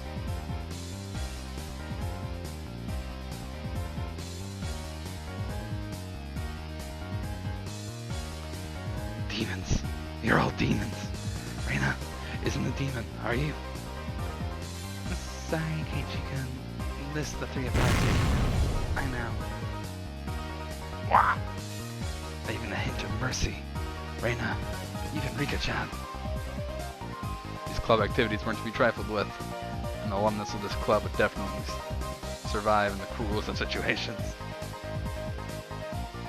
the command hand. Always cast your command in the command zone. Okay. There's a special spot in your hand. Always cast your command in the command zone. Alright. So even if the commander gets defeated, you can just put it back on the field? Or is it like once it's destroyed, and that's your commander now? Is it like is it like chess rules where the commander is a target rather than your own hit points? If our entire class had self-detonating collars strapped to their necks and were dropped into a death match on deserted island, these guys would probably take to it like fish to water. You can already picture their joy as they hunt down each of their classmates. Damn, it's getting grim. It's the lowest point system. The order itself dictates the point. Whoever's the lowest point, the total wins. Since Casey finished last, he has 5 points. That's already a 5 marked down on my scoreboard. I think it's unfair to Keiichi-kun if you don't use a new deck. It's fine, it's fine. Keiichi-kun's a man after all. He can turn the tables even if the odds are stacked against him, right? Also, your commander determines your color identity. All the cards in your deck have to match your commander's colors. Okay. So like if you have a blue-white commander, you have to run a blue-white deck. That makes sense. And then there's a rule where if it leaves any zone, it can go to the command zone instead. Oh, okay. So it's like they sit in the command zone, and that's where they usually are. But you can move them to the field to say you want them to attack or use an ability that requires them to be on the field. Okay. It's fitting for a lowly peasant to scamper home and soak their pillow in tears, don't you think? The petite hand laid itself on top of my head, which was trembling from uncontainable frustration. It was Rika-chan's. Keep on fighting, yeah. Thanks to Rika-chan's words of encouragement, I was able to calm down. You need to be calm, especially when you're cornered. That's the power I can muster during this crisis. Think clearly, Keiichi Mabara. Take your time and look at the cards carefully. Just as Reina said, each card has its own distinct markings that made them stand out. Memorizing them should be pretty simple. Think about what you can do in this situation. Try everything in your power to improve your chances of victory. Wow, great Keiichi-kun. Just like that. I covered the uniquely marked cards with my hand or other cards, arranged them in such a way that they couldn't be seen. The one with the red corner should be the 5. And I'm out. Couldn't let any of these precious hints slip by me. All information is a weapon. They're playing cards, man. Yeah, but to go back to the zone, they cost 2 more to cast again. Ah, yes, that style. Okay, so here's a fun thing. I went to a Ren Fair back in the summer. I went to St. John's, capital city of Newfoundland. They were holding the first Ren Fair in Newfoundland. I went to that, and I met a bunch of guys who... They're making... What's the name of that? I think it's called like Fortresses? I think that's what it's called. And they were pretty much making a MTG style card game. But it's pretty much always commander setting. Like they had special cards, you would run 2 commanders. They have powers when they're in the cast, when you're in their kingdom, when they're in the battlefield. It's a pretty cool system. I think it was also, if they died, they would return to their zone. Some of the times they would level up based on how many times they were defeated, and they would always cost more. I don't remember, I think it was called Fortresses, or Citadels, something like that. I actually have one of the cards from their game. I bought it as a little collector's edition, but I didn't realize at the time that the card I bought was adapted to Commander. Well, yeah, a little bit, but they have like custom cards and, you know. They're blue. They also have fewer colors. I'm trying to remember. They had like a blue deck, a yellow deck, and a red deck. And they let me play with the blue. And it was very much like blue in Magic the Gathering. I also have like...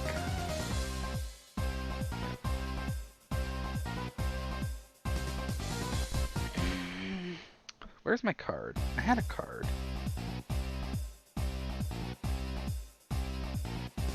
Ah, there it is.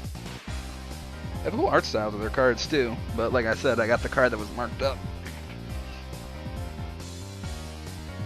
I like it. Honestly, I'm always a blue-black player myself. I'm gonna take a picture of this card. I think it's a cool card.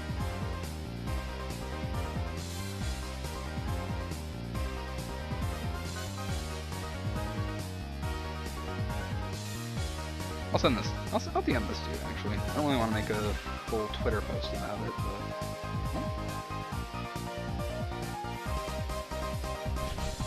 but... Oh, I just saw a message in my Discord. I'll respond to that when I'm not streaming. That's gonna be story time with a friend. Yeah, I'm just gonna DM you this card. I think it's pretty cool.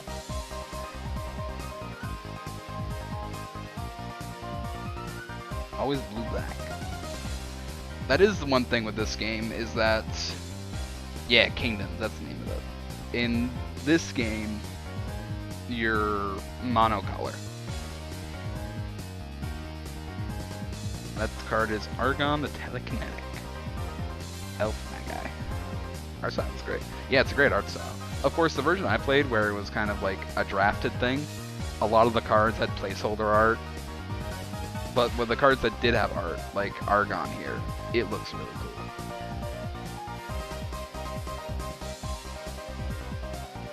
Then it was my turn. Toko fanned out her cards for me. You see, I want the 7. Is it this one? I wonder about that. You won't know unless you take it. Bit of a dismay in her expression. She'll want to take it. That kind of expression. I won't let that momentary lapse slip by me.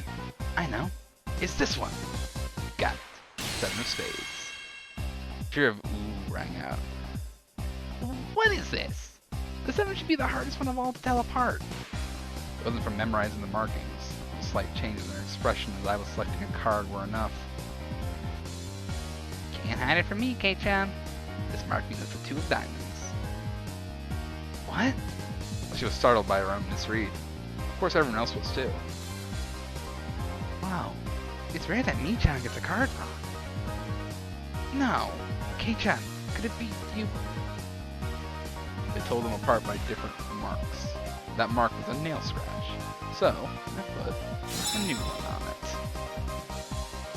Are you saying you disguised it as the 2 of diamonds? What an impressive show of wit. Keiichi landed a clean hit. Clap, clap, clap. That's great, Keiichika. That was an incredible match, you know?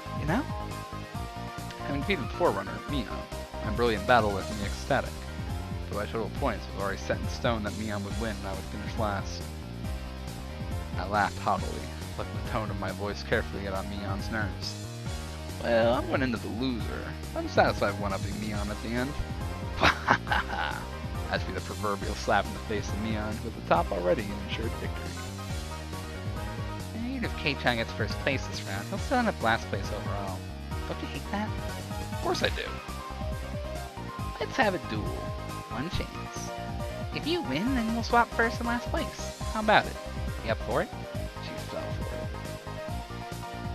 But yeah, the reason I bought this card in particular, Argon the Telekinetic, is this was the card that I used to win my first game of Kingdoms. Which, it helped that I literally had the main developer on my team, because we did a 2 versus 2. It was me, like the head developer of the game, versus another semi-new player, but they'd played a couple times before, and another one of the developers who got brought on later. So I was just kind of like, it's probably a bit rude to say I won my first game. My first game was basically me turning to him. He was playing a red rush deck, and I had a blue deck. So for him to be like, I would take my cards, I would just show them, and it was like, hey, what's the best way to do this? And you just have a blue spellcaster in the back supporting a red rush deck. It was very fun.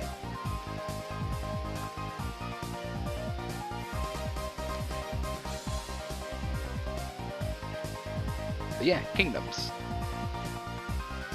I follow them on Twitter and stuff because next time I have the opportunity, I would love to... If any updates to it, I want to know, because I want to play that some more.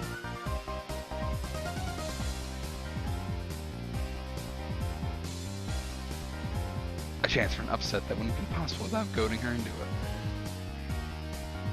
One chance, you say? Let me hear the rules.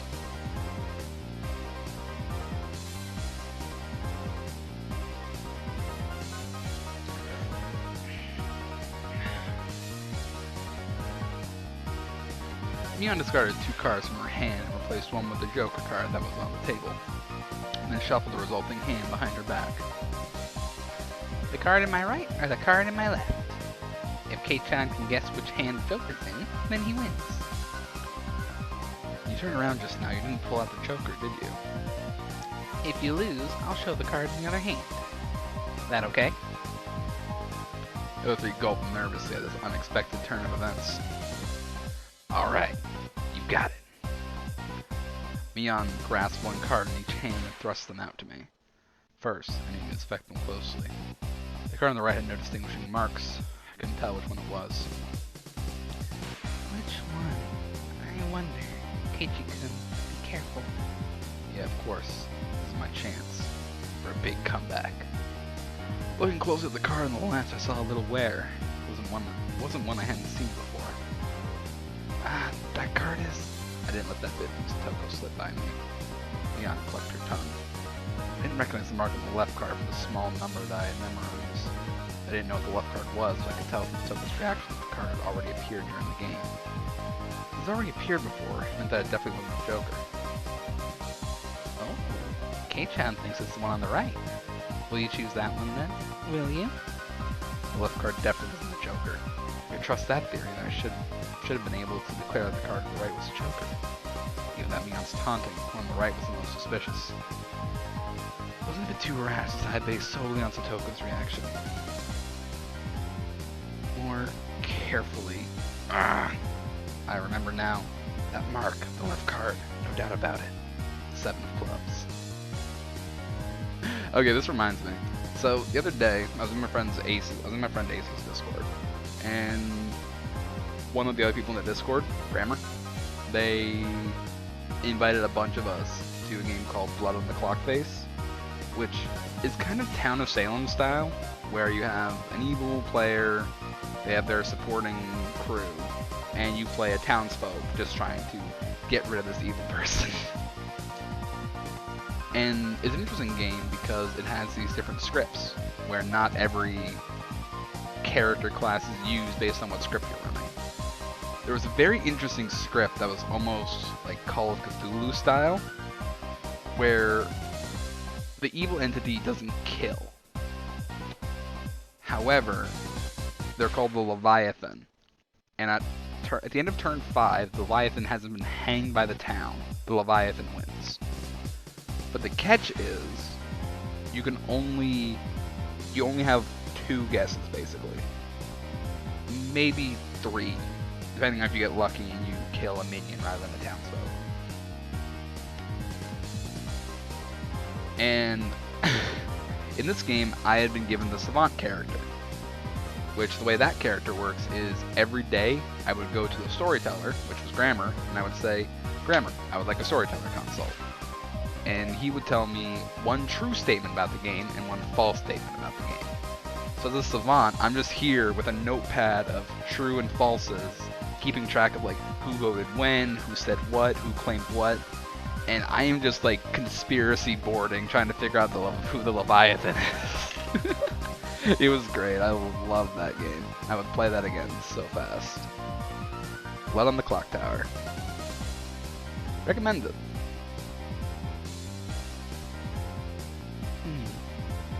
7 of clubs, I see. I won. The card on the left was the 7 of clubs. The card on the right was the Joker. And then, just when my hand touched the right card, I froze. Not expecting no less from you. They have murmurs amongst the onlookers at my sudden halt, right before I confirmed the right card was the Joker.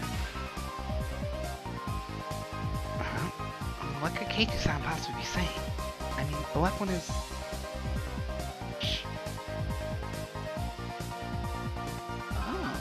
What makes you so certain that the right one is in the Joker, Kei-chan?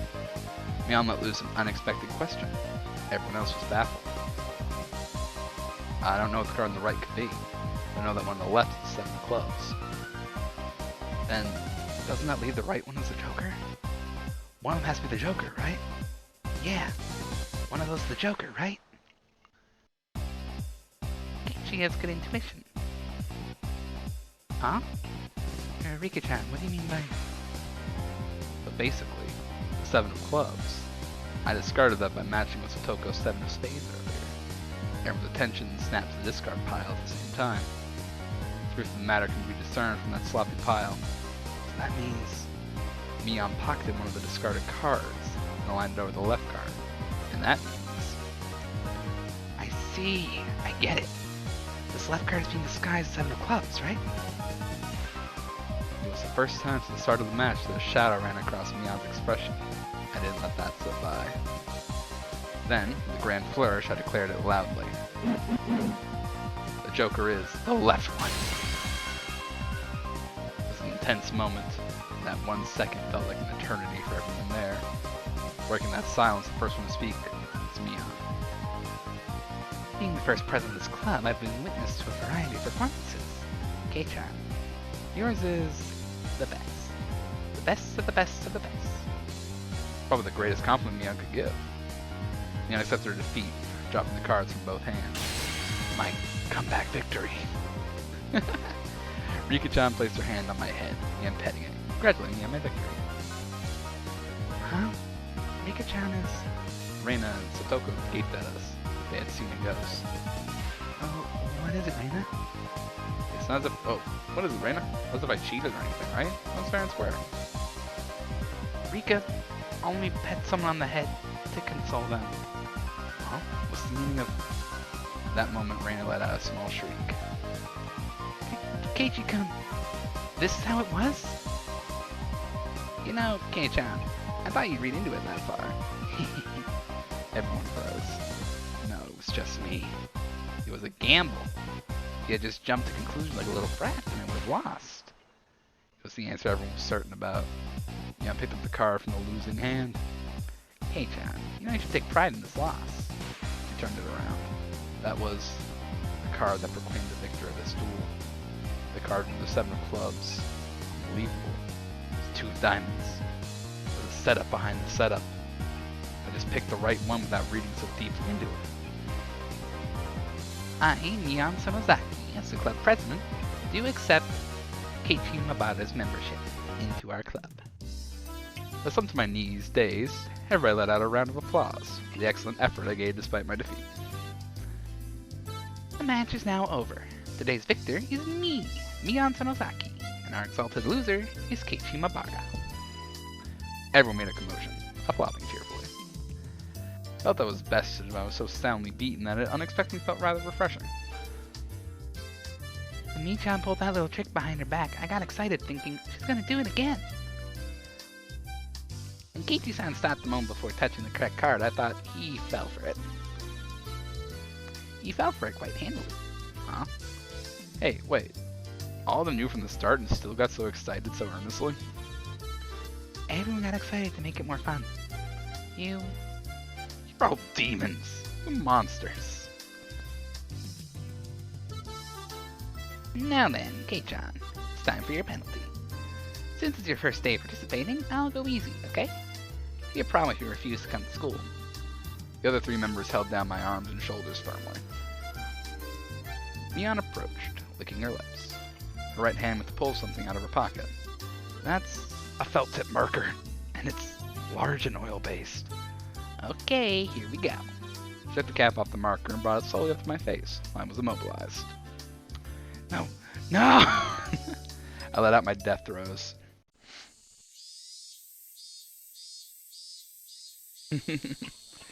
Come on, give me the horror already. There's an entire mystery about a corpse and a dam and a weird murder. I want to look at that. I don't want this school drama. Got out of the school drama after high school, man.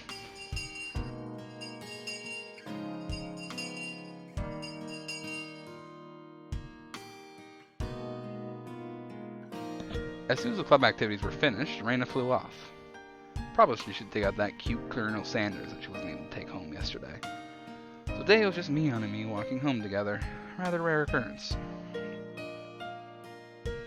A mountain of treasure, huh? The guys throwing it away probably never thought in their wildest dreams that Reina would be grateful to them. Mountain of treasure, meaning that damn construction site from before. Alright, Mion would probably tell me. That murder by dismemberment that seemed to have happened there. Over there, you know, at that damn construction site. Did something happen there long ago? Something sure did. A grand battle. There were sit-ins and demonstrations. It was a bit different from what I wanted to hear, but it was a bit different from what I wanted to hear. I decided I'd listen just the same. It was our land was going to be sunk into the damn reservoir. I would have fought as well, probably. The government guys were really adamant about it, acting all big and full of themselves. Since they figured out that they couldn't settle it with money, they did a bunch of nasty stuff. They were nasty guys. Mion spoke excitedly, as the whole thing was happening right in front of her.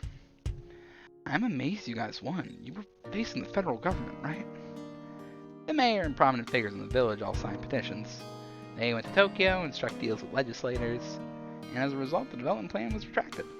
It was our complete victory. There wasn't any violence, was there? Like assaults or murders? None. She promptly cut me off. The famous Reina had. Her words sealed the end of the discussion. Toмотaki-san said one arm wasn't found in the incident. I thought that a murder by dismemberment had occurred. I guess I was wrong. My curiosity unsated, I sighed dejectedly inside. Later. See you tomorrow. Kei-chan, you can't wash that off till you get home. Got it? I got it. I won't. Mion held back her laughter while stealing glances at my face. I wonder what kind of nasty doodles they drew. Damn you, Mion. You shall rue this day. If our roles are reversed, I'm going to slop it on. All over your face. You won't be able to take it off, even with a scoring pad. Upon arriving home, I ran straight into my mom, embarrassing myself yet again.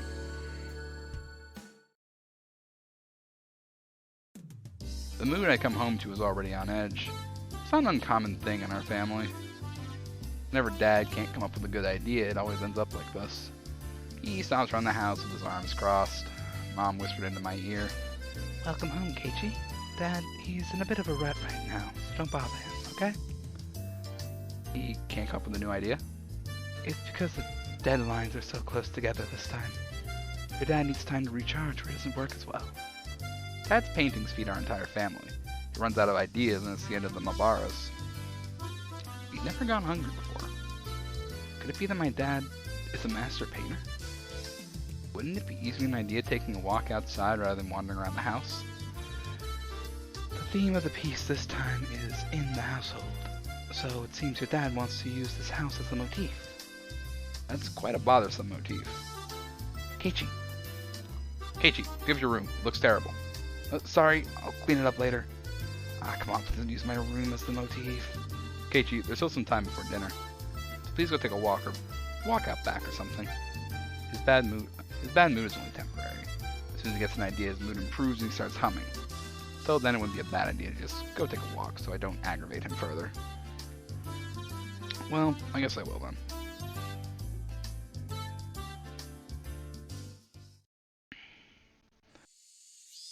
I said I was going to take a walk, but I didn't have any particular destination in mind. I just needed to kill some time. I got on my bike and pondered where to go. I'd just go read at the bookstore, but it would take about an hour by bike to get to town. It would be dark by the time I got back, so I didn't want to go unless I had to. The roads at night here in Hinamizawa creep me out. If Mion or Satoko ever found out about that, I smiled wryly. Oh yeah. Reina was probably still at the Mountain of Treasure, the damn construction site. The excavation of Colonel Sanders was probably taking her a while. It'd be so bad to have her owe me one. She might return the favor next time we have club activities. With a little bit of self-interest in mind, I set off towards the damn construction site. Toмотaki-san might be there as well. The only person with information about the incident that both Reina and Mion denied knowing anything about. I met him again. I went to ask for more details. To ask, was there really a dismemberment here in Hinamizawa? That was my real intention. What was your story about these small towns, you know?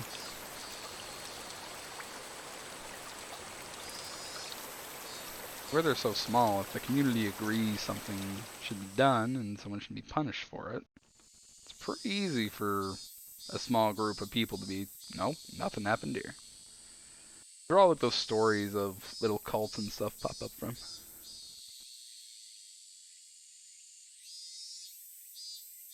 I'm back. I got soup now. I saved the soup. I'd add a little sugar to add into the saltiness. You know, fair enough. Look, any soup that can be saved is a good soup.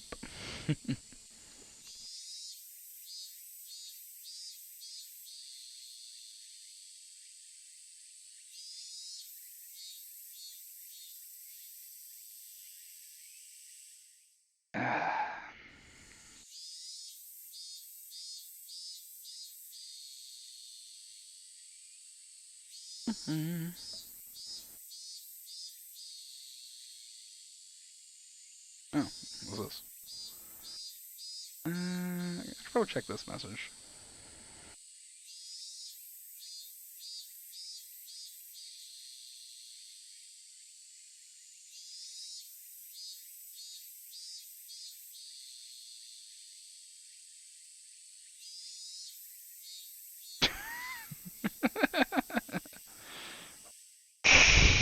Oh my god.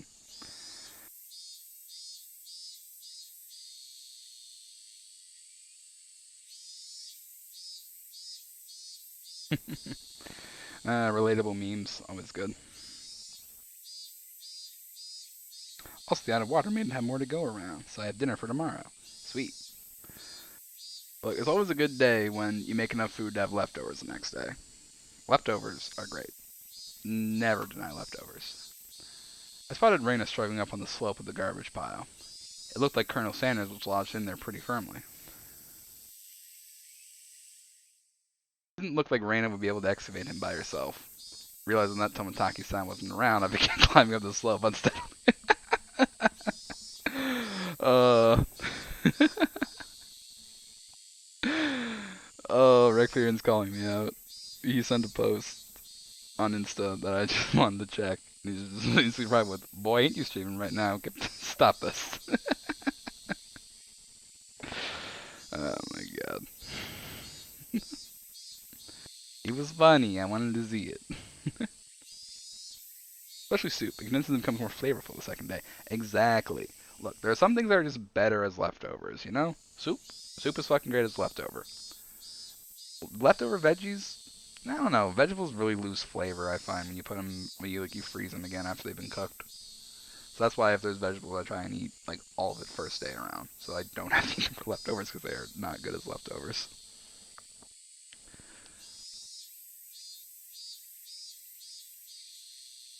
Realizing Tomotaki-san wasn't around, I began climbing up the slope unsteadily. Hey, Reina. Well, looks like you're working up a sweat. Well, Keiji-kun. Well, what brings you to a place like this? A place like this, huh? I see. She was aware of it, at least. I received a signal for emergency assistance at the accident site. Where's the injured party? Huh? Accident? Huh? But there was a report Colonel Sanders was buried alive in the trash pile. Huh? Oh, that. You scared me. Don't frighten me like that, Keiji-kun. I was just kidding. I thought you might be struggling by yourself, so I can help you out. And you came for me? I think of other things that are really good when you have them left over. Lasagna. Lasagna's pretty good leftover. It's definitely better, I find, fresh and hot. But also, it's just... lasagna is just always so good, man. Depends on the veg. I'll use leftover broccoli for frittata. Oh, okay. The only time I really use broccoli is when I make a stir fry. Which, if I'm making stir fry, that usually all gets eaten. I'll keep that in mind. If I make like a big stir fry, I can actually keep some of it.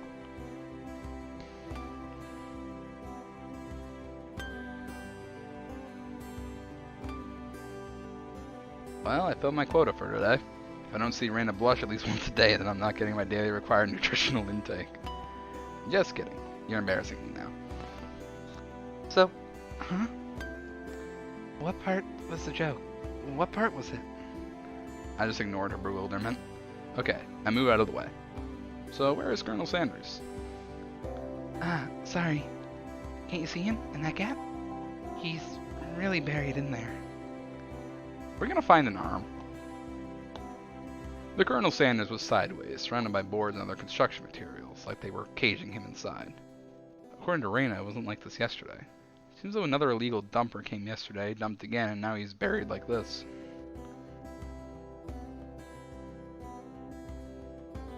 Potato's the easiest meal too. Just mix eggs and milk, pour it over veg and cheese. Done. Oh, okay. Mix eggs and milk, pour it over veg cheese. Okay. That kind of sounds like an omelet.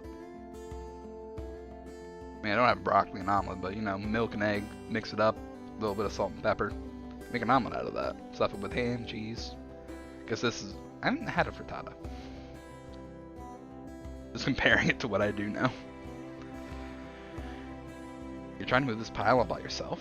With those scrawny arms? There's no way she'd be able to do that with her slender arms. But Colonel Sanders, so cute. There's a chain on the Colonel Sanders at the store. This one, though, I should be able to take this one home. How? If Raina gave up on this Colonel Sanders, she'll probably start devising a plan to steal the one in front of the store. As Raina's guardian, I won't allow her to sully her hands with crime. Out of the way, I'll do it. Raina blushed again. This time I left it alone. It's the lazy omelet. Oh my god. I don't have time to fold this omelet in on it, so I'm just going to throw some vegetables and cheese in a frying pan and then dump egg on it.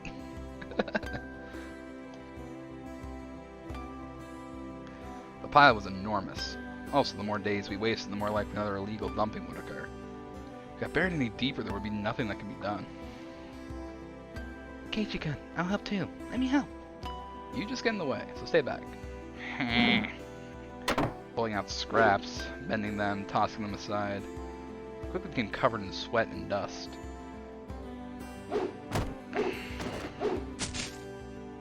Flying objects drew beautiful arcs across the twilight sky, one after another.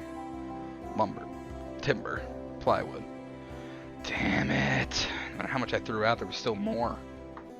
Even though I could see Colonel Sanders right there. After grandstanding like that in front of Reina, I felt frantic because of how little I had progressed. I was going to do this seriously. I need an axe or saw or something. That's enough, Keiichi-kun. You're so sweaty.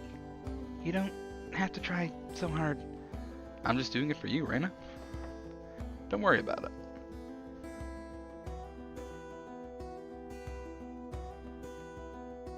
Not kidding, it's the Italian version, basically. The French said, we will make eggs take multiple steps. Italian said, fuck it, pour it over, throw it in the oven, done. An actual broiler on your oven is even better. I don't think I have a broiler on mine. I know my oven in my old apartment had a broil setting. But I don't really trust that. That oven was very bad. When the French want to complicate it, trust the Italians to find a workaround. Reina began sputtering and turned beet red. Ah, whoops. I'm gonna say I was trying my best so as to keep her from becoming a criminal. Oh well. Ow. I guess I just need a break. This is pretty tough. I crawled on my back over the grassy slope. I'm so sorry. You're covered in sweat. Reina patted her handkerchief against my forehead. It felt pretty nice. Well, wait here a minute, okay? My house is pretty close. I'll bring you some barley tea, okay? Leaving the handkerchief on my forehead, Reina took off running. The cries of the Higurashi gently cooled the air. But as the heating element over the top, you can set it to broil and really heat at the top of the frittata. I don't think that's how it's supposed to do it, but I would use the broil setting on my old oven specifically for pizza. Because what it would do is it would toast the top of it very good, but the bottom would still be a little bit soft, which I don't know why. I like the soft crust, I guess. So you could just pull it apart really easily. It was so good. I liked it. Like, it was still cooked through, of course. Just it didn't harden at the bottom into like a tough crust. After I was certain that Reina was gone, I picked myself up and headed towards what I discovered earlier. That was a garbage pile of magazines and newspaper bound up in twine.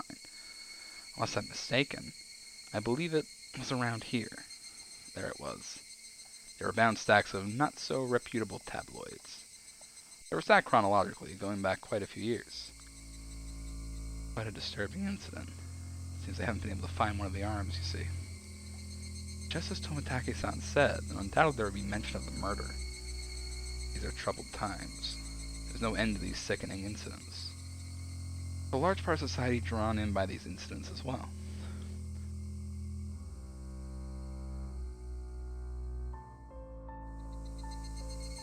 Otherwise, set the oven to like 400, give it 10 minutes to set. Oh, then your old oven did have the heating element on top. So let's try to do the same thing, but they only have a fan to move the heat to the top. Huh. Weird. I'm pretty sure my oven here at my house is that setting. I don't think it has a broiler attached to it. Because there's only ever been a bake setting on that thing, not a broil. But yeah, that I hated that old oven so much. It had terrible temperature regulation, nothing heated at the right time. It would take so long, and I have to like go into it and check it every like couple minutes to be like, is this burning or is it cooking at this point? And God forbid I put in a recipe at the temperature it said for the time it said, it would not work ever.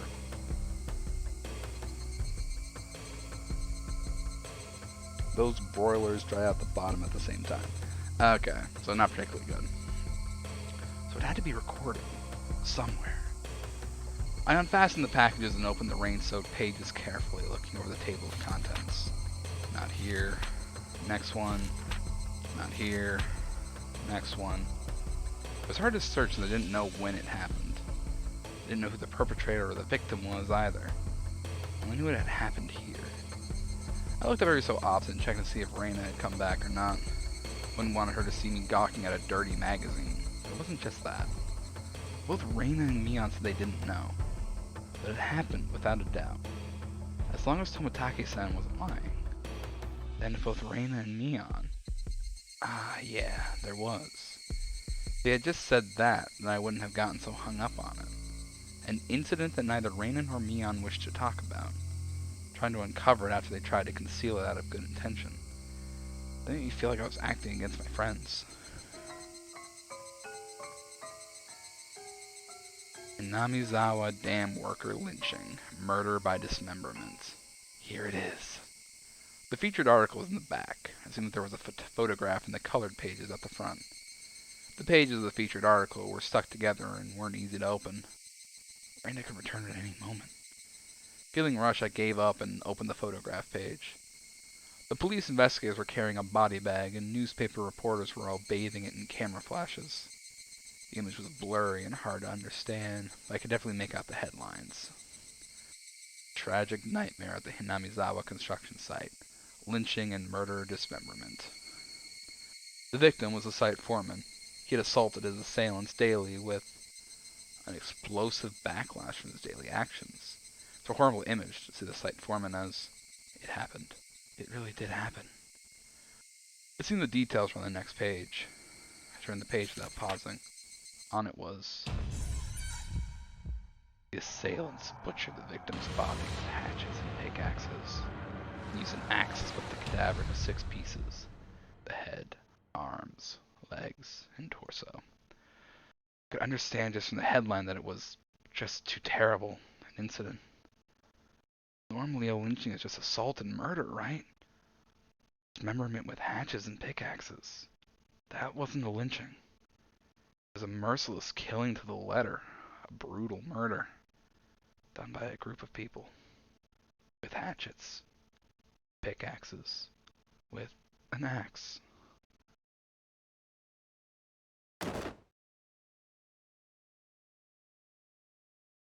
Eek! Sorry.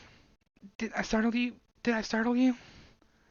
Reina dropped the axe she was holding onto the grass after being startled by my voice. Mine is kind of like that. I do a lot of stuff on stovetop because of it. Yeah, well, I can't bake on a stovetop. I need a working oven for that. That reminds me. I have a recipe I still want to try.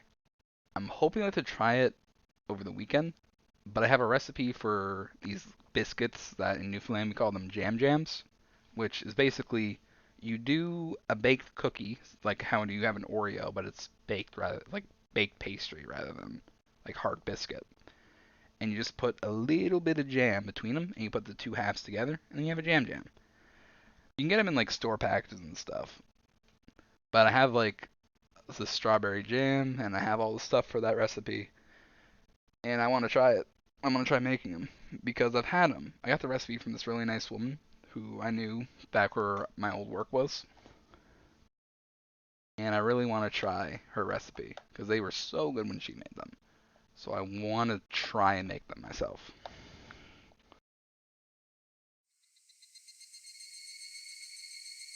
Keiichi-kun, you see, earlier, yeah, you said it would help if you had an axe, didn't you? So then I brought an axe for you from the shed. Raina fluttered her arms in a panic, continuing to explain and apologize. Seemed to have been glaring at her pretty intensely. I'm sorry. I'm sorry. I guess my reaction was a bit overboard. No, no, I'm sorry as well. I'm sorry. Night was drawing close. I was pretty worn out. It wouldn't hurt to do the rest tomorrow. Doesn't look like we can break that last beam without an axe. You brought it after all. We'll have to borrow it tomorrow. Alright? Okay. Why do you look so glum? Tomorrow we'll be digging out Colonel Sanders, right? You're right. I really want to take Colonel Sanders home soon. This is gonna get dark really fucking quick. We both knew that it was useless to apologize any more than that. I quenched my thirst with the barley tea Ren had brought, and wiped off the sweat that had now gone cold, took the path to head home. I felt quite guilty about the tabloid wrapped up in my jacket.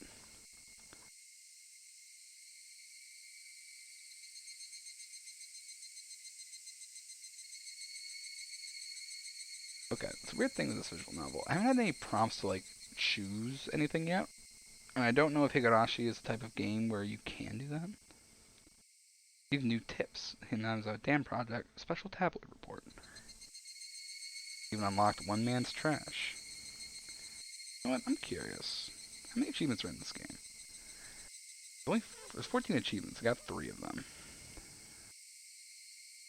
Luck run out. Lie to Reina. Homemade snack. Pursue behind the crime. Take up another spat.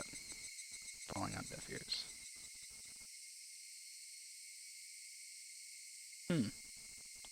Only 30% of players have gotten to this point in the game. Look at these new things. Special tabloid report. The Hinamizawa Dam Project. October 1975. In accordance with the Prime Minister's Bulletin Number, Hinamizawa Electoral Development Master Plan was announced. The vast scope of the projected Hinamizawa Dam will have an incredibly heavy impact on the village of Hinamizawa. The flooded area caused by the Hinamizawa Dam would include the 5 areas of Hinamizawa, Takatsudo, Kyotsu, Matsumoto, and Yagochi. The submerged areas include 291 houses, population 1,251, 1 elementary school, 1 middle school, 1 post office, 1 agricultural cooperative, 1 forestry department lumber yard, 5 shrines, 2 temples, and 1 fishery. All of these communal, cultural, agricultural areas and places of worship will be indefinitely submerged at the bottom of the artificial lake basin. Forsaking the hundreds of years our ancestors poured their blood and sweat into this fertile, resource-rich land is just too painful to bear. All the residents having homes that were to be submerged banded together and created the Onigafuchi Defense Alliance. The dam project was halted and petitions to alter the plan were circulated.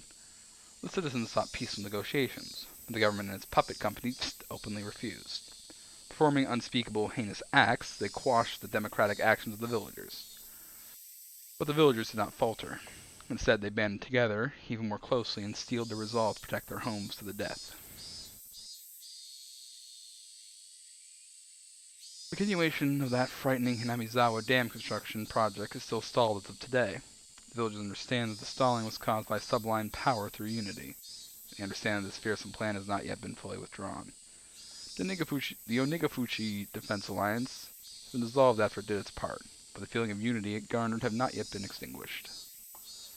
As long as the passion resides in the hearts of the residents, they'll be able to confront whomever next decides to sink their homes into a lake basin. Onigafuchi Defense Alliance Committee Chairman, Kishiro Kimiyoshi.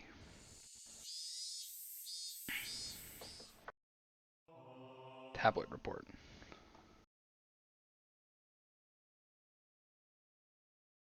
Nightmare befalls the Hinamizawa Dam. Lynching and murder dismemberment.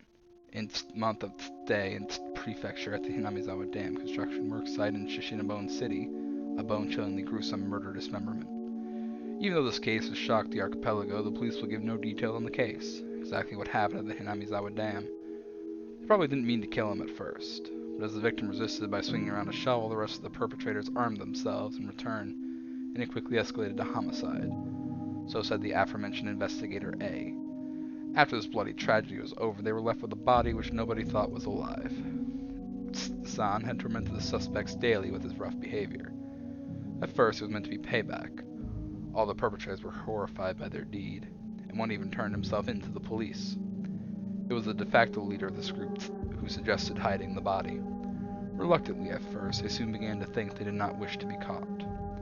The construction site had numerous places to hide the body with 6 people. They were originally suspended to hide the body and leave the area, but the de facto leader feared that the conscience of the other 5 wouldn't be able to bear the burden, and came up with a horrifying method to keep them from turning him into the police. He devised the heinous method of splitting up the body among them and making each of them responsible for hiding a piece. Had turned a simple manslaughter into a gruesome dismemberment, and forcibly involved each perpetrator in order to create a sense of unity between them. Each one participated. But what does this mean? Person A spoke out reluctantly. Had ordered each and every one of them to dissect a piece for themselves. They were hesitant at first, but nobody refused. In for a penny, in for a pound, was what it meant.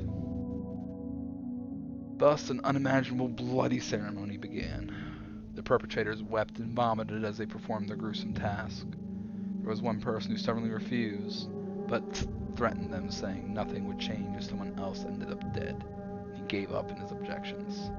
But the plan collapsed in the span of one night. Who had refused to dissect the corpse up until the last moment had broken down into tears at the hospital where he was being treated for an injury sustained during the scuffle and confessed. The criminals were arrested one after the other, but the de facto leader's whereabouts are still unknown. Also, the right arm hidden by has yet to be found. Despite an ongoing search, this horrible individual has so far managed to elude law enforcement. What could the police be doing? It appears that had said he was going to throw the body, right arm, into the marsh. Car was discovered abandoned near the marsh. There were no clues to his whereabouts. Didn't trust his companions. One cannot deny the possibility that he had expected his companions to confess to the police and use his car as a decoy. Of course, I doubt that theory. Since he has no car, one would expect him to have a limited area to which he could have escaped to. But within the station, there were rumors going around that he had accidentally slipped and drowned in the marsh when he went to throw away the body. The locals, that marsh is believed to be bottomless. It's known as Onigafuchi, the Ogre's Abyss, and it's said that the bottom of the marsh is connected to the hellish world of demons. The atrocious demon from hell that was... Could it be that he had returned to hell through the marsh? The Zijin Dragon, bringer of luck and fortune. Prosperous future. Ladies leaping into your arms. Business success. Promotions. Ambition. Protection from harm. Not just with pachinko and horse races, but business and even love. Guaranteed for your money back. Zijin Dragon Bracelets DX. One piece. 27,800 yen.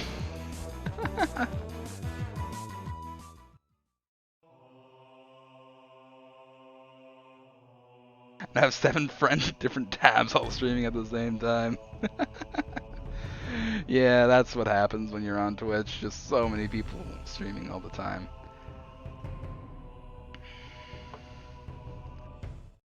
Oh my god. View all tabs, just I'm curious.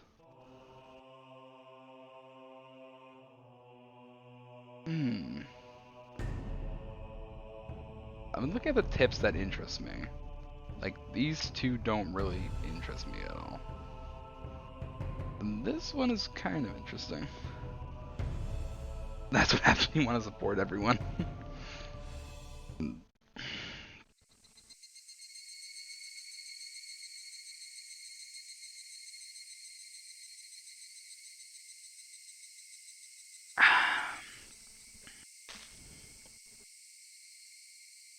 Fuck, I was using Twitter today. It's all good, man. I mean, what? It's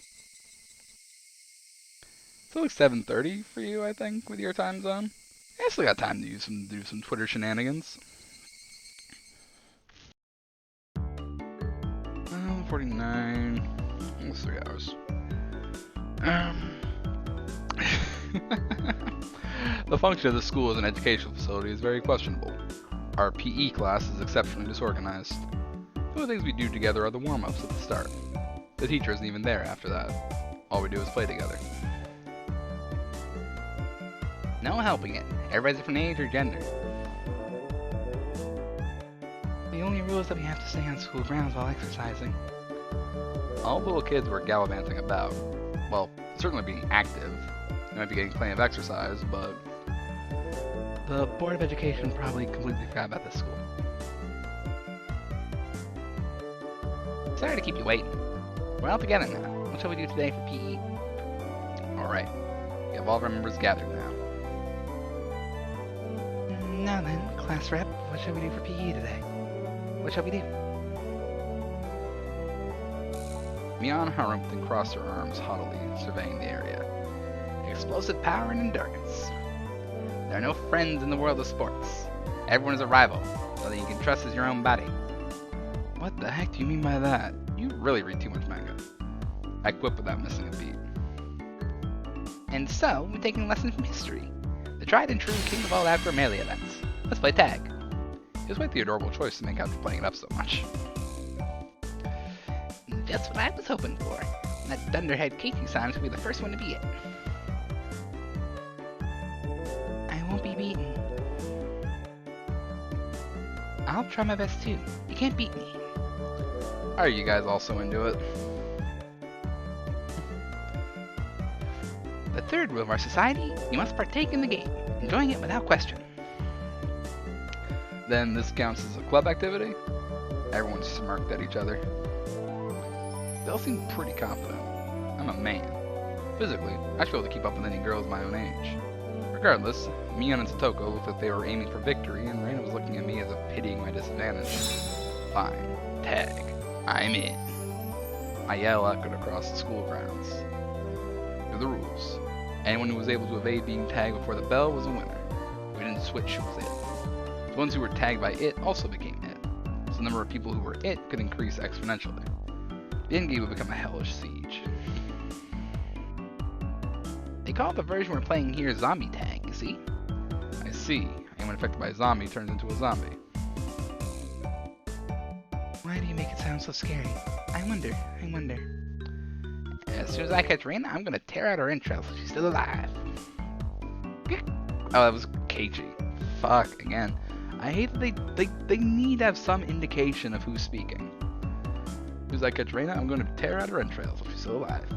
Gross, Keiichi-kun, that's gross. Rika-chan placed her hand on Reina's head as she panicked. Don't worry. Before Keiichi gobbles you down, I'll eat you up gently. That is disturbing. Rika, that isn't comforting at all. Both Mian and I nodded deeply. I mean, what else do you say to that? So, the first it. How do you decide who's a zombie? Rock, paper, scissors? Well, it's class time after all. Let's start by answering questions. I'll answer the questions, and the one who isn't able to answer is a zombie. I have no idea which grade level they're coming from. What does the Japanese word roku mean? Huh? I was bewildered by the sudden question. Mian repeated it. So, you need to answer. What's a roku in English? It's 6. How about Kutsushita? Socks. What's the third last letter in the alphabet? It's X. What does Seibetsu mean? Of course I know what that is. It... Satoko cut herself off for finishing the answer. I see. It's good. Fucking hell. Why are you giving the... You're an adult, aren't you? Of course you know what it is, right? I certainly do. Of course I know it. Go ahead and say it. That you know that. What's that mean exactly? Satoko looks like she's in trouble. How cute. Don't take her home. It's a crime. If I didn't nip her in the bud, she really might have tried to take her home. Mion's pursuit was relentless, making Satoko stammer. Now then, go ahead and say it, nice and loudly. What does that mean? I do know. I do know. Oh.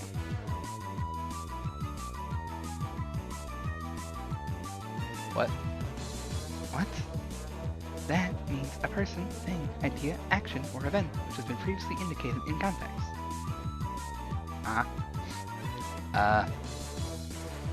All of us were a bit surprised by Rika-chan's unexpected answer. I see. Well, it certainly is what that means. That could have been awkward. I wonder what I have done in Satoko's position. I'll get ticked off and just blurt out, you know what, at the top of my lungs. I don't know what's happening here. I've lost the context. I wouldn't want you as an enemy, Mion Sonozaki. Thank goodness you were born a girl. If you were a boy, you'd probably be a perverted asshole. I mean, you could be a perverted asshole without being a boy. It appears I have no choice. Unfortunately, I, Satoko Hoju, shall assume the role of the zombie. I shall eat everyone. See when she's raring to go. All I must do is count to 100, correct? There's a little fang out. She's ready to eat. Some jerks skip numbers while counting to 100, so you can start chasing after you solve this problem. Wow, Kichi-kun, give her a simple one, okay? 1/5 of a cake, 1/6 of a cake, and 1/7 of a cake are all on a plate. Oh no. There are no common denominators. Toko grabbed a stick in panic and began drawing a cake in fraction on the ground. If Satoko, who can eat one cake in 60 seconds, eats all of them, how many cakes are left on the plate? Just I finished giving the word problem, Mion shouted. Ready? Go. Mion signaled everyone but Satoko scattered. Kichi-kun, that wasn't a problem at all, was it? Satoko had already lost the moment she started working it out. He's eating it all, so of course there's nothing left on the plate. Everyone dashed off in a direction they thought was best. Knowing the lay of the land, they probably headed right to the best spots. It was obvious I was at a disadvantage. A time like this would have been more effective to go along with those training survival skills. Like Mion, for example. The fact that I didn't realize at the start of the game probably hurt my chances. Glancing back over the school grounds, I saw Satoko just rising up to start. She was really, really mad. She got tripped up on such a dumb question. I stood at one of the corners of the school. I had clear sightlines in two directions. Probably have a good response time if any zombies started closing in. For the time being, I caught my breath and focused on what I had trained to think during club activities yesterday. Now, think calmly, Kichimabara. If I was it, what would I do? Increasing my numbers would be the shortcut to victory. Me going after the weakest player first is the obvious plan of attack, meaning me. Now then, where could Keiichi-san possibly be? I shan't let you escape. But of course, what would be the best method to track me down? Footprints, or smell, or maybe some type of trail. I could craftily hide my tracks and there would be no trail for Satoko to follow. I was a detective. Would I even be able to do that kind of thing in an amateur game like this? Tomita Okamura. Have you seen Keiichi-san recently? The heck? Zombies hunt their prey by asking nicely where they went. Tomita-kun and Okamura-kun pointed to the location where I was hiding. After confirming she was heading in this direction, I abandoned my position. It wasn't easy to hide myself with all those little kids running around as they pleased. I mean, even more obvious that I was at a disadvantage for not being familiar with these surroundings. If that's how I was going to be, and to confront this intelligence-gathering zombie, I just counter it in a similar vein. I approached some girls playing with the ball. I'm sorry, but can you relay this message? Tell Satoko Hoju that her parents are at the gate, please. Message. Okay. I stopped the girls, they turned to run off. Wait, don't go yet. Also, take this one to Mion Sonozaki. Tell the teacher's calling her to the gate. I'm quite the schemer, if you say so myself. Things went well when Satoko and Mion run into each other at the gate. It put me at a disadvantage and more people were it, and this was Mion we were talking about. You figure out a way to escape. That was just fine, as long as it bought me more time. Dance for me, Mion Satoko. In the palm of my hand.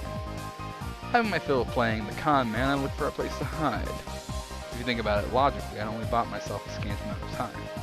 It might even come back to bite me. Once I became a parent, I started spreading false information through messengers. I could end up being the recipient of one of those messages. Toko would probably ask the messengers to help her look for me. That would mean there would be more zombies than participants in the game. The virus that was brought about by my mischief would cause an epidemic. All my classmates would transform into zombies. I'll only be searching for me. This tactic might backfire horribly. While trembling at the thought of the impending dawn of the dead, I began searching for a safe house. I found a shed by the incinerator behind the school. As I climbed up to the roof, I held my breath. It wasn't a bad place to hold out. Not only did I have good line of sight, but if necessary, I could jump off in 3 directions. Escape. It's getting rowdy down there. The lower grades are running around below the shed. Mabara-san isn't around. Is he over there? Nope. Where's Keiichi-san, I wonder? His dad is at the front gate. That was definitely a lie. The word gate, the same one I'd use, gave a hint of revenge. So Mion was behind this. I was still keeping one step ahead of the game. I felt bad for my underclassmen that they'd have to search until the school bell. Hey, you know where Keiichi-san's at? His mom suddenly got really sick. A message from Mabara-san said his house caught fire and needs to come to the gate. A jumbo jet fell on top of the Mabara residence. Police have come to question him. Anything goes now. They say he enjoys being in the bathrooms. What? The truth is going around every night stealing pants. Who were they talking about? I heard he wears paintings on his head or something. No way I would do that. Heard that class rep Mion was a victim too. What? Grr! So you're doing, Mion. Calm down, Keiichi Mabara. This is Mion's battle tactic to push me out. Just hold on. My underclass thought about it logically, they would know it's all nonsense. But small kids don't think about things logically. To them, all those things were true, so they all chuckled together while looking for me. I win, Mion. It's my victory. Wiping unrelenting tears away, I felt intoxicated by my own victory. Did you hear? I heard the new transfer in Mabara-san's a really perverted person. The cost of beating Mion at too high a price. Oh, one pass below. That's Reina and Rika-chan.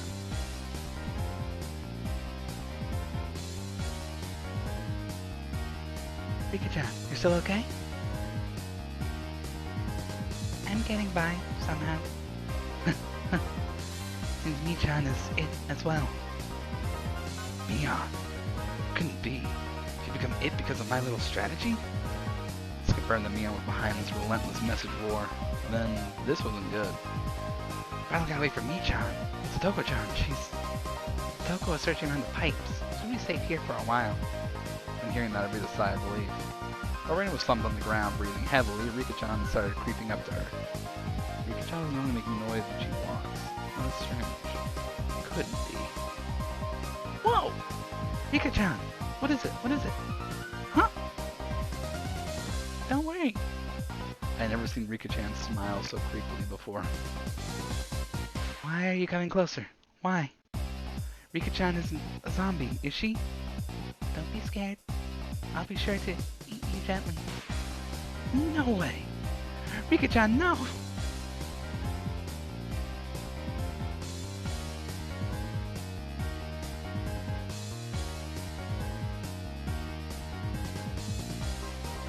We've got a soundboard set up for Remy's voice line. You mean Arsenal?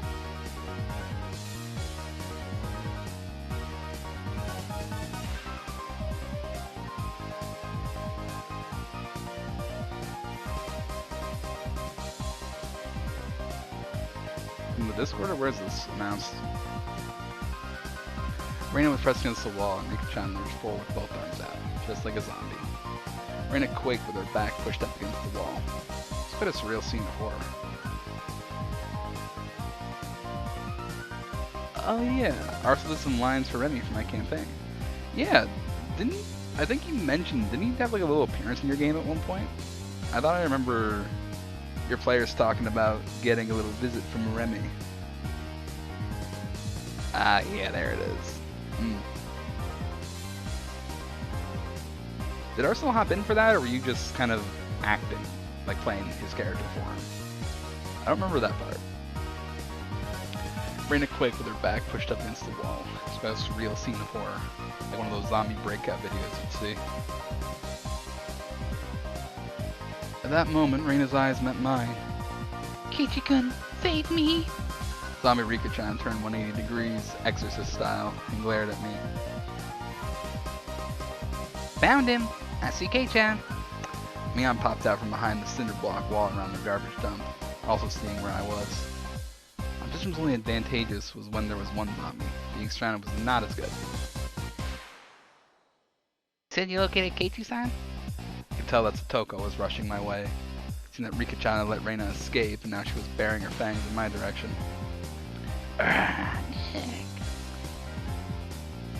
Come on down, Kei-chan. The three zombies circled the shed, moaning curses. You guys are scary. Too scary. I wonder how Keiichi-san's guts taste. Keiichi, I want you to become one of us. Someone please save me. I saw Reina apologize to me from across the schoolyard. Apology. Sorry. Leaving me for dead? Reina! He hopped in and basically DM'd the session.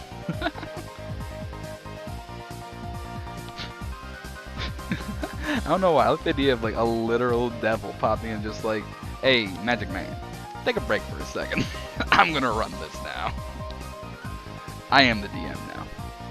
I leapt off the roof out of fear, slipping as I landed. Toko and Rika jumped on top of me, and after straddling me, they tickled me all over my body. Stop, stop. I can't be loud now, it's like midnight. So this means Reina is still left. There isn't much time until the bell. Damn you, Reina. How dare you leave me for dead? The feelings of a zombie, and I said that vengeful ghost with lingering regrets felt. It's sad. So sad. Takechi is one of us now. It felt like I'd been bitten by a vampire and I'm one of their thralls. It was a strange feeling, being welcomed over to the side that had pursued me. Zombie tag is quite profound. There's no time to postulate. Let's capture Reina.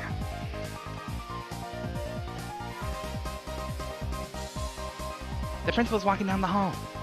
The bell will ring soon. To devour Reina, I, who have been turned into a demon of vengeance, and use any means necessary. Because I wasn't just a zombie, I was a master of the night, a vampire. Using the same trick that had tightened the noose around my own neck, I used my classmates to further my evil designs. Gathered up the lower grades from around the school grounds. Everyone listen, Reina's in big trouble. All of you, please look for Reina. Bigger problem than a jumbo jet crashing into your family's house? Oh yeah, it turned into that, hadn't it? Mion whistled nonchalantly, trying to avoid the blame. Yeah, so I'm in the same league as jumbo jets. What fell on Reina's house? The space colony. Oh my god. A space colony? Yeah, it's a really big disaster. Everything in a 100-kilometer radius was obliterated. That's only the prelude of this tragic tale. It was the beginning of a war for independence by the propagandality of Xeon. The lower grades were dumbfounded, their eyes like sauce at the grand turn of events. Well, what will happen? Will the Terran Federation lose? Things go on like this, they will. Only one person can defeat the Red Comet. That person is Reina Ryugu. Lower grade students all gulped. I think that made them fully understand that the fight for Earth was lost without Reina. Now scatter, comrades, must find Reina. My comrades in lower grades let out an enthusiastic cheer and dashed off in various directions around the school grounds. There's still one person that had gone. But I thought even the Terran Federation's impulse-wave diffusion cannon didn't work on the Common Empire. You're close. That's the white variety of those comments. The reason it didn't work was because they didn't know the weak point. Of course, Reina knows the weak point all too well. Yugo-san is amazing. Satisfied with that, he also rushed off to look for Reina. It does seem that there are some promising up-and-comers amongst the youngsters. Little Kei-chan's ability. This old man knows them better now. I didn't really feel like she was complimenting me. but whatever. Really though, how exceptional, Keiichi-san. This looks quite promising. You have this many, you can win. With this many, we will win. I was thinking that Keiichi would have been a better nominee for the initial zombie. Rika-chan's words stung me. Rika-chan's words stung a bit. I let it slide for now.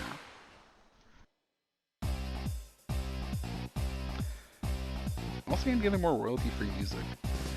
Royalty-free music. That's the stuff I'm always just like, what is royalty-free at the moment? And where do I go to get it? But I would like to like have some music options. Because I just don't have anything. Because the music I usually use for if I like run a game or something is the Pyre soundtrack. Like that is such a good soundtrack. It's not like I can't play that on Twitch or anything. So I never know where to go to actually find good royalty-free music. As a result of everyone's thorough search, Raina was finally quartered in the back of the sports betting chair. You're all scary. Keiichi-kun too. So scary. It was scary being chased around by the entire student body. All the lower grades closed in on Raina, saying she was the only one who could save the world. What are you all saying? I can't control a mech. Raina, how could you leave me for dead? Are you ready to pay for it? I'm sorry about that, Keiichi-kun. Oh wait. Raina, how can you leave me for dead? Ready to pay for it? I'm sorry about that, Keiichi-kun, but I didn't have a choice. Do not resist. Let yourself be devoured. Let's all be together. Now, Raina, say your prayers. Raina had stumbled onto a mat, trembling, with tears in her eyes, and closed in. Suddenly the situation was similar, particularly immoral one made my pulse quicken just a little bit. Toko and Rika-chan were both wiggling their fingers. Probably wanted to tickle Raina. Raina, wanting no part of what she knew was about to happen, instead was clear. Keiichi-kun, you wouldn't do mean things like everyone else, would you? Would you?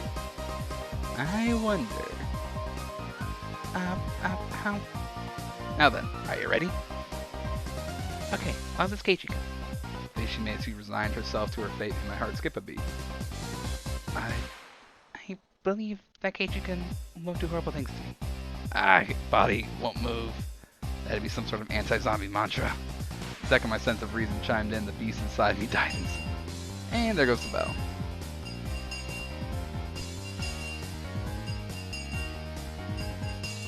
Need a subscription service, Epidemic Sound. Make your Twitch so they won't even look at your channel. Epidemic Sound, that's what it is. Alright, I'll look into it. There was the bell. Game over. Yay! I did it! I did it! I survived! Yay! Yeah! Raina pranced around merrily as if a curse had been broken. Heh, the daylight broke in the nick of time. The evil zombie army disintegrated into dust. And so the heroine survived. Well, that's how it goes in the movies, anyway. What are you postulating about? This is all because Keiichi-san was dawdling about. Punishment is required. I was subdued by Satoko and Rika-chan, and once again sentenced to death by 100 tickles. Forgive me. And the award for surviving goes to Reina Ryugu and Mion Sonosaki. Yeah. Huh? Mi-chan wasn't a zombie? Only pretend to be one, so you need to receive your allies before you can deceive the enemy, you know? Mion, you little... Yeah. Hurry up and change, alright? Don't be late for next class. Let go of me, Satoko! Rika-chan! I forget my fill of being terrified at my very core by club activities. I solemnly swore I would have Mion crying for mercy next time. It's the cicadas.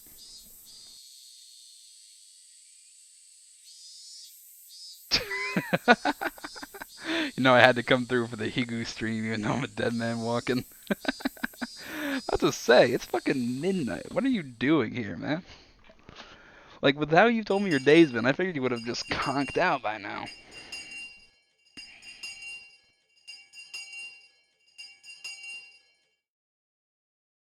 But yes, thank you for coming by, Recparian. This was the game that you recommended, and I figured I gotta get at least one session of it in before October ends. After arriving home again, I quickly made preparations to head out once again. I agreed to meet with Reyna to dig Colonel Sanders out of the mountain of treasure from before. Mom, do we have work gloves? I need towels too.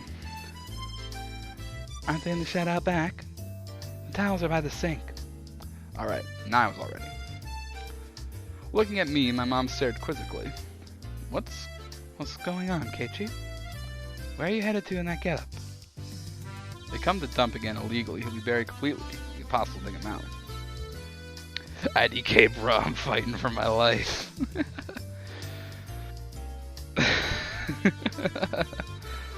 You're putting up the noble fight, brother. You don't have classes on Thursday, right? Like Thursday's one of your off days.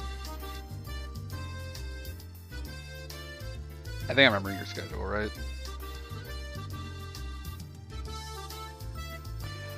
If that happens, Reyna will undoubtedly go out to the Colonel Sanders in front of the fried chicken place in town. A bit of excavating, so my classmate doesn't become a criminal. Bro, that sounds like you're about to go bury a body. Well, don't be out too late.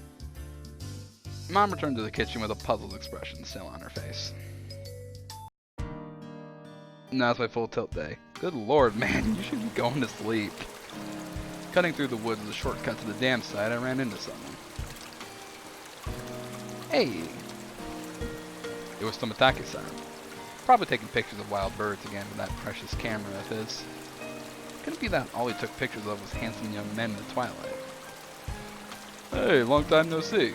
Keiichi-kun, right? My due regards. I expelled the rude imagery from my head and greeted him without inciting anything. By the way, was that girl an acquaintance of yours? He was probably talking about Reyna. Guessing by the way Tomitake-san was shaken up. What was that all about? She was walking around with an axe. What was that all about? She was walking around with an axe.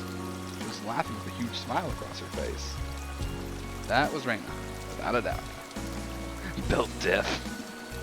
Fair enough, man. I'm very aware, I've lived with you, I'm very aware you are built deaf. It was probably because she could take it home today, so she couldn't hide her excitement.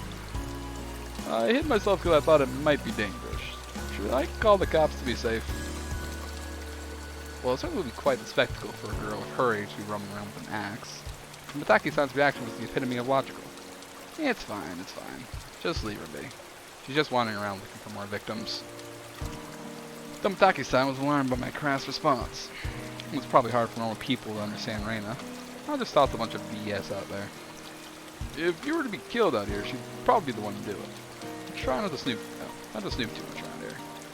With a condescending smirk, I started off in the direction of the dam site where Reyna was waiting. Before I got too far, Tomitake-san abruptly called out to me. Keiichi-kun, is it meant to be a warning for an outsider like me? I didn't mean that seriously. I did try to make it obvious, but... I'll try my best to be careful.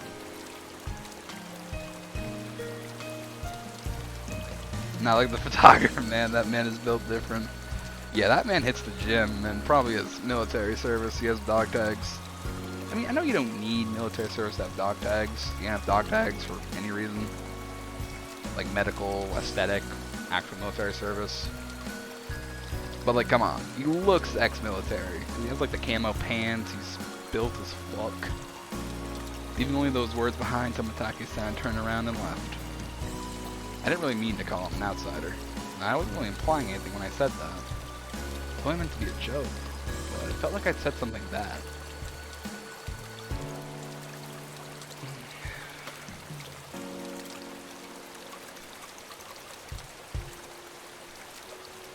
The old dam. Junk pile. Most people find the dog tags for other things other than military kind of rude.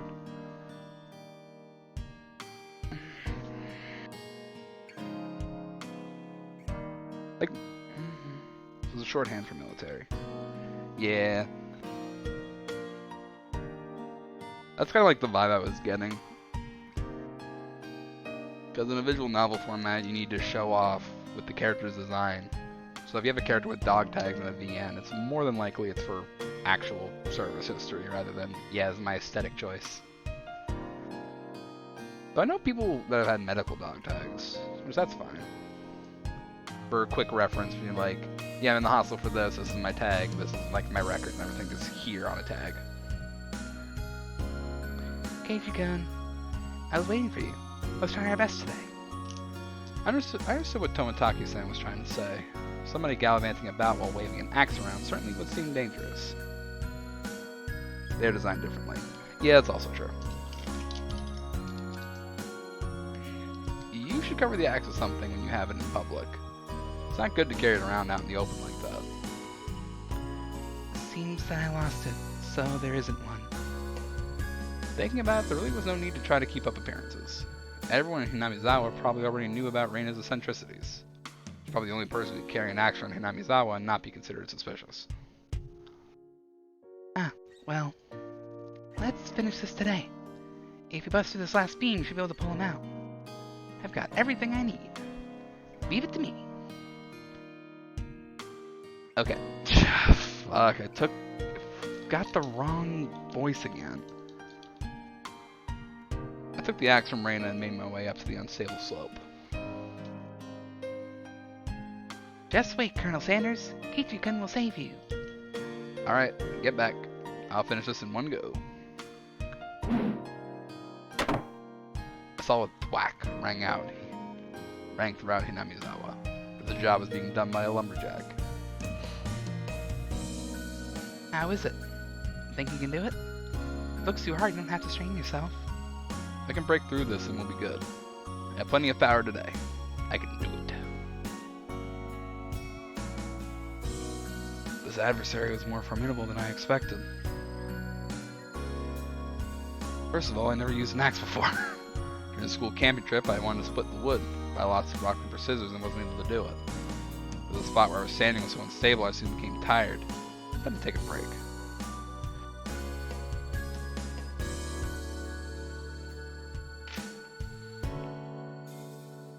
It's actually fun splitting wood. I've done it when I've gone camping. Usually what you do is you have a splitting axe, you bring it down onto the chunk and it will stick into the block, and then you can kind of just lift up the axe and the chunk and just bring it down again and like hammer it through the rest of the way. It's fun. I also get to make a fire out of it. Reina had already spread out a tarp and laid down some tea and sweets. I'm fine. I'm almost there. Oh shit. I'm fine. I'm almost there. I'll make sure Reina can give Colonel Sanders a good night kiss tonight. Yeah. Thanks. Giving Colonel Sanders a goodnight kiss. How? Come to think of it, Reina, you're a transfer student too, right? Where'd you live before? I asked her nonchalantly while drinking tea. I thought she'd lived here all her life. In Kanto. It wasn't as rural as it is out here, but it was still out in the countryside. Why'd you move here? To Namizawa, I mean. You know, this is pretty far out in the boonies. Why did you move here? Does that have to do with your dad's work? Dad said he wanted to move out to a studio. He'd been saying for a while that somewhere deep in the mountains like this would be perfect. Studio? Is your father an artist or something? He paints scenery. Seems that twice a year he opens a gallery for the stuff he does. When he started, his works were displayed in an industry plaza in Tokyo, but now they're exhibited in the Makuhari Mez. He's determined to have them displayed in the Waterfront International Exhibition Hall. That's amazing!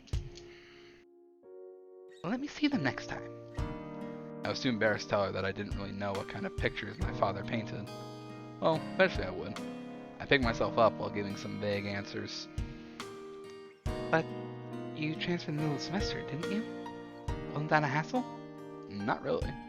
I was getting bored of the city anyways. I was trying to get answers from Reina, but I ended up being the one giving out all the answers. With a bit of a wry smile on my face, I grabbed the handle of the axe and headed back to the worksite.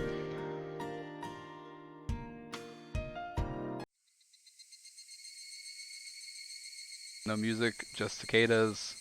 I think something's gonna happen now. The air grew colder as the sun slowly set. The Higurashi began their songs as to tell me to stop and head home for the day. Just a bit more. Today, I would end it. When I first started, I chatted with Raina as I worked, but now I didn't have that luxury. Hoo-yah! You little... Damn it. I swung the axe countless times today, just like this. Contact. Shards of wood splintered. Assailants butchered the victim's body with hatchets and pickaxes. I recalled that passage from the tabloid. One hit with something like this would smash someone's head in. Axes and pickaxes are not meant to be swung at people. Ever.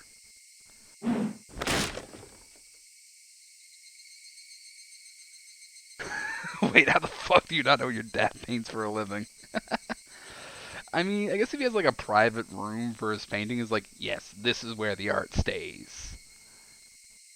I guess.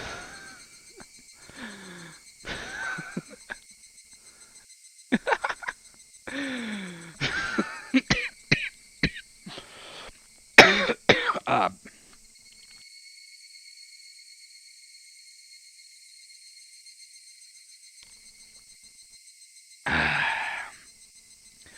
does not ever take you to go see them. I mean, I feel like Keiichi isn't interested in art. He said he was interested in art purely because it seemed like easy work, is what he called it. That was from earlier when he was talking about, I want to be like my dad when I'm older and paint. With one last swing, the beam cracked apart. The weight I put behind the axe not only split through the beam, but smashed the statue's shoulder as well. The arm came off with a sickening sound.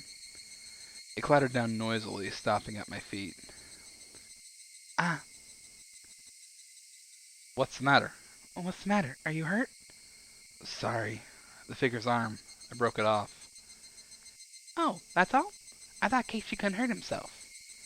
Oh, I had a really guilty look on my face.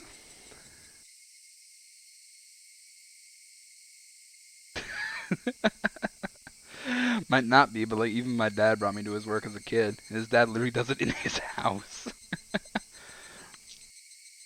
My dad also brought me and my brother to his work when we were younger, but it was mainly because there was one point that my dad's work was right across from the school we were going to.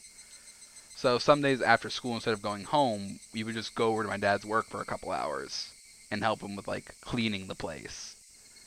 And then he would take us home because there wasn't anyone at the house to watch us. And after doing that, I would raid the store's break room for cookies and tea. I called that my payment because I was cleaning up a building that wasn't mine.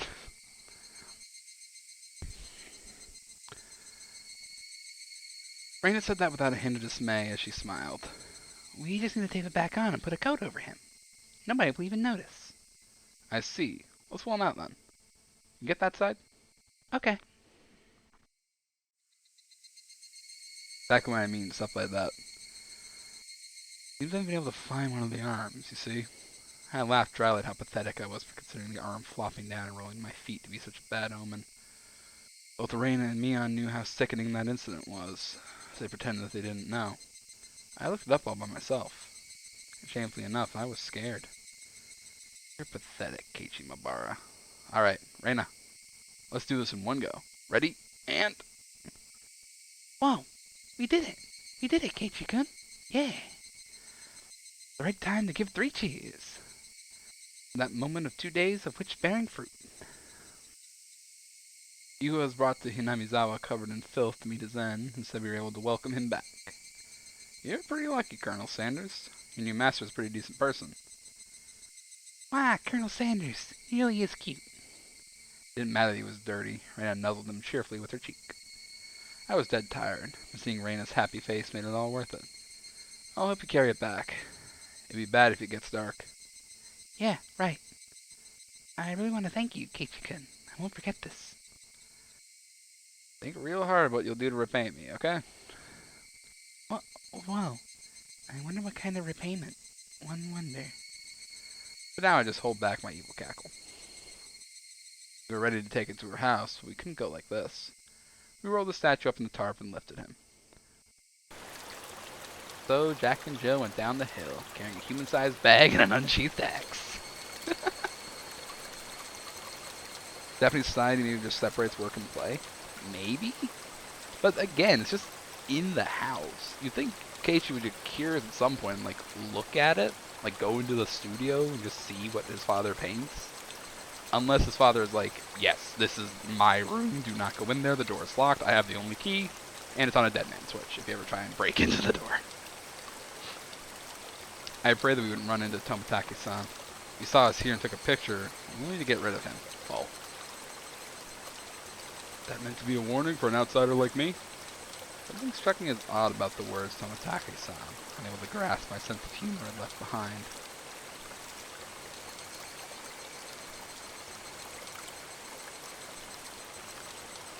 Higurashi when they cry.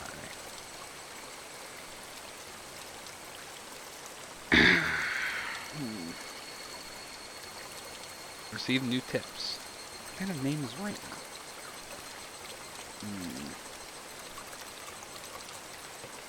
Hey, Recperion, quick question. Are you still here? Kind of wondering, you played these games, so I'm kind of wondering how much more to Chapter 1 there is. We've gotten kind of late, but there's not that much left. I can finish it, but there's enough that's like, yeah, I can just get another stream out of this. I can save it for another day. Because it's 12:30, and it's been like almost like 4 hours, I think. No, only 3.5. Well, like, only like 30 minutes left to the game or something. I don't think there is. There's a bunch of achievements left. I've kind of just been going through the story.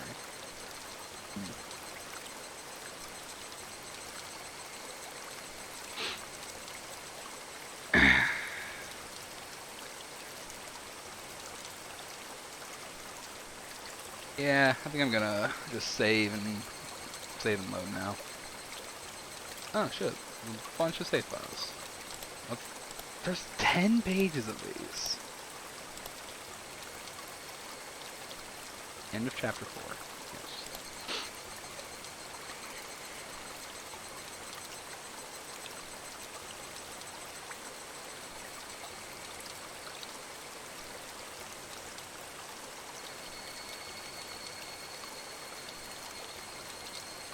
Do a quick Google search, just so I'm curious.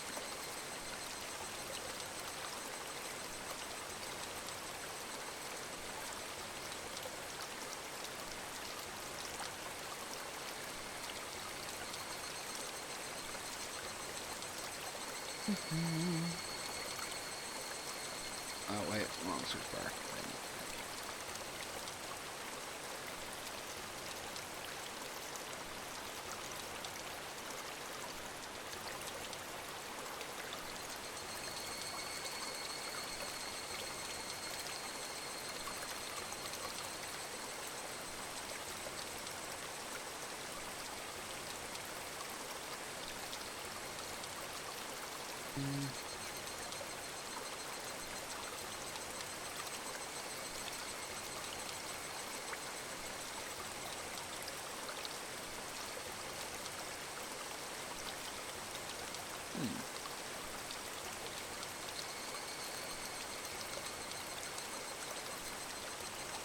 Like 12 chapters you're wondering.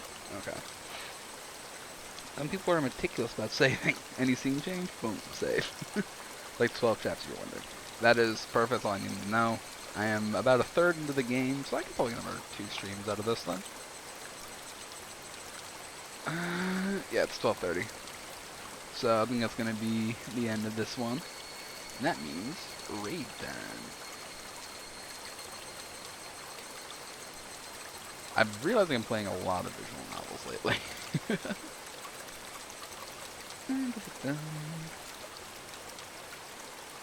Oh.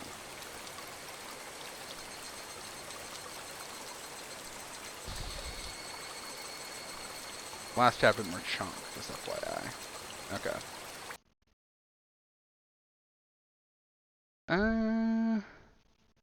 Yeah, I'll probably do another stream or 2 of this then.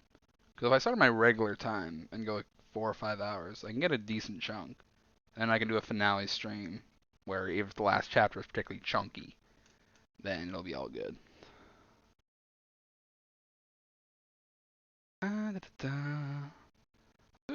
Oh, Crin's on.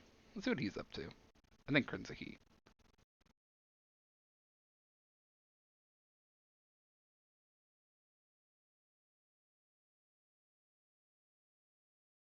Not sure.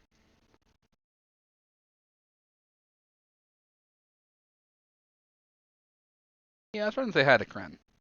Crin's playing Pokemon Emerald, and I like Emerald. Broke Emerald Part 2, Gen 4. Says that they're playing Arceus. That's not what they're playing. Alright, slash raid. Okay.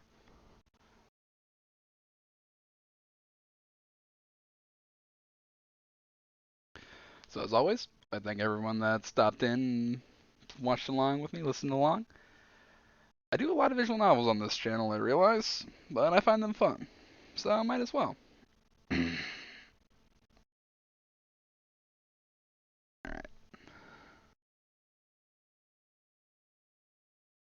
so thank you, and I hope I'll be seeing y'all again. Take care, everybody, and good night.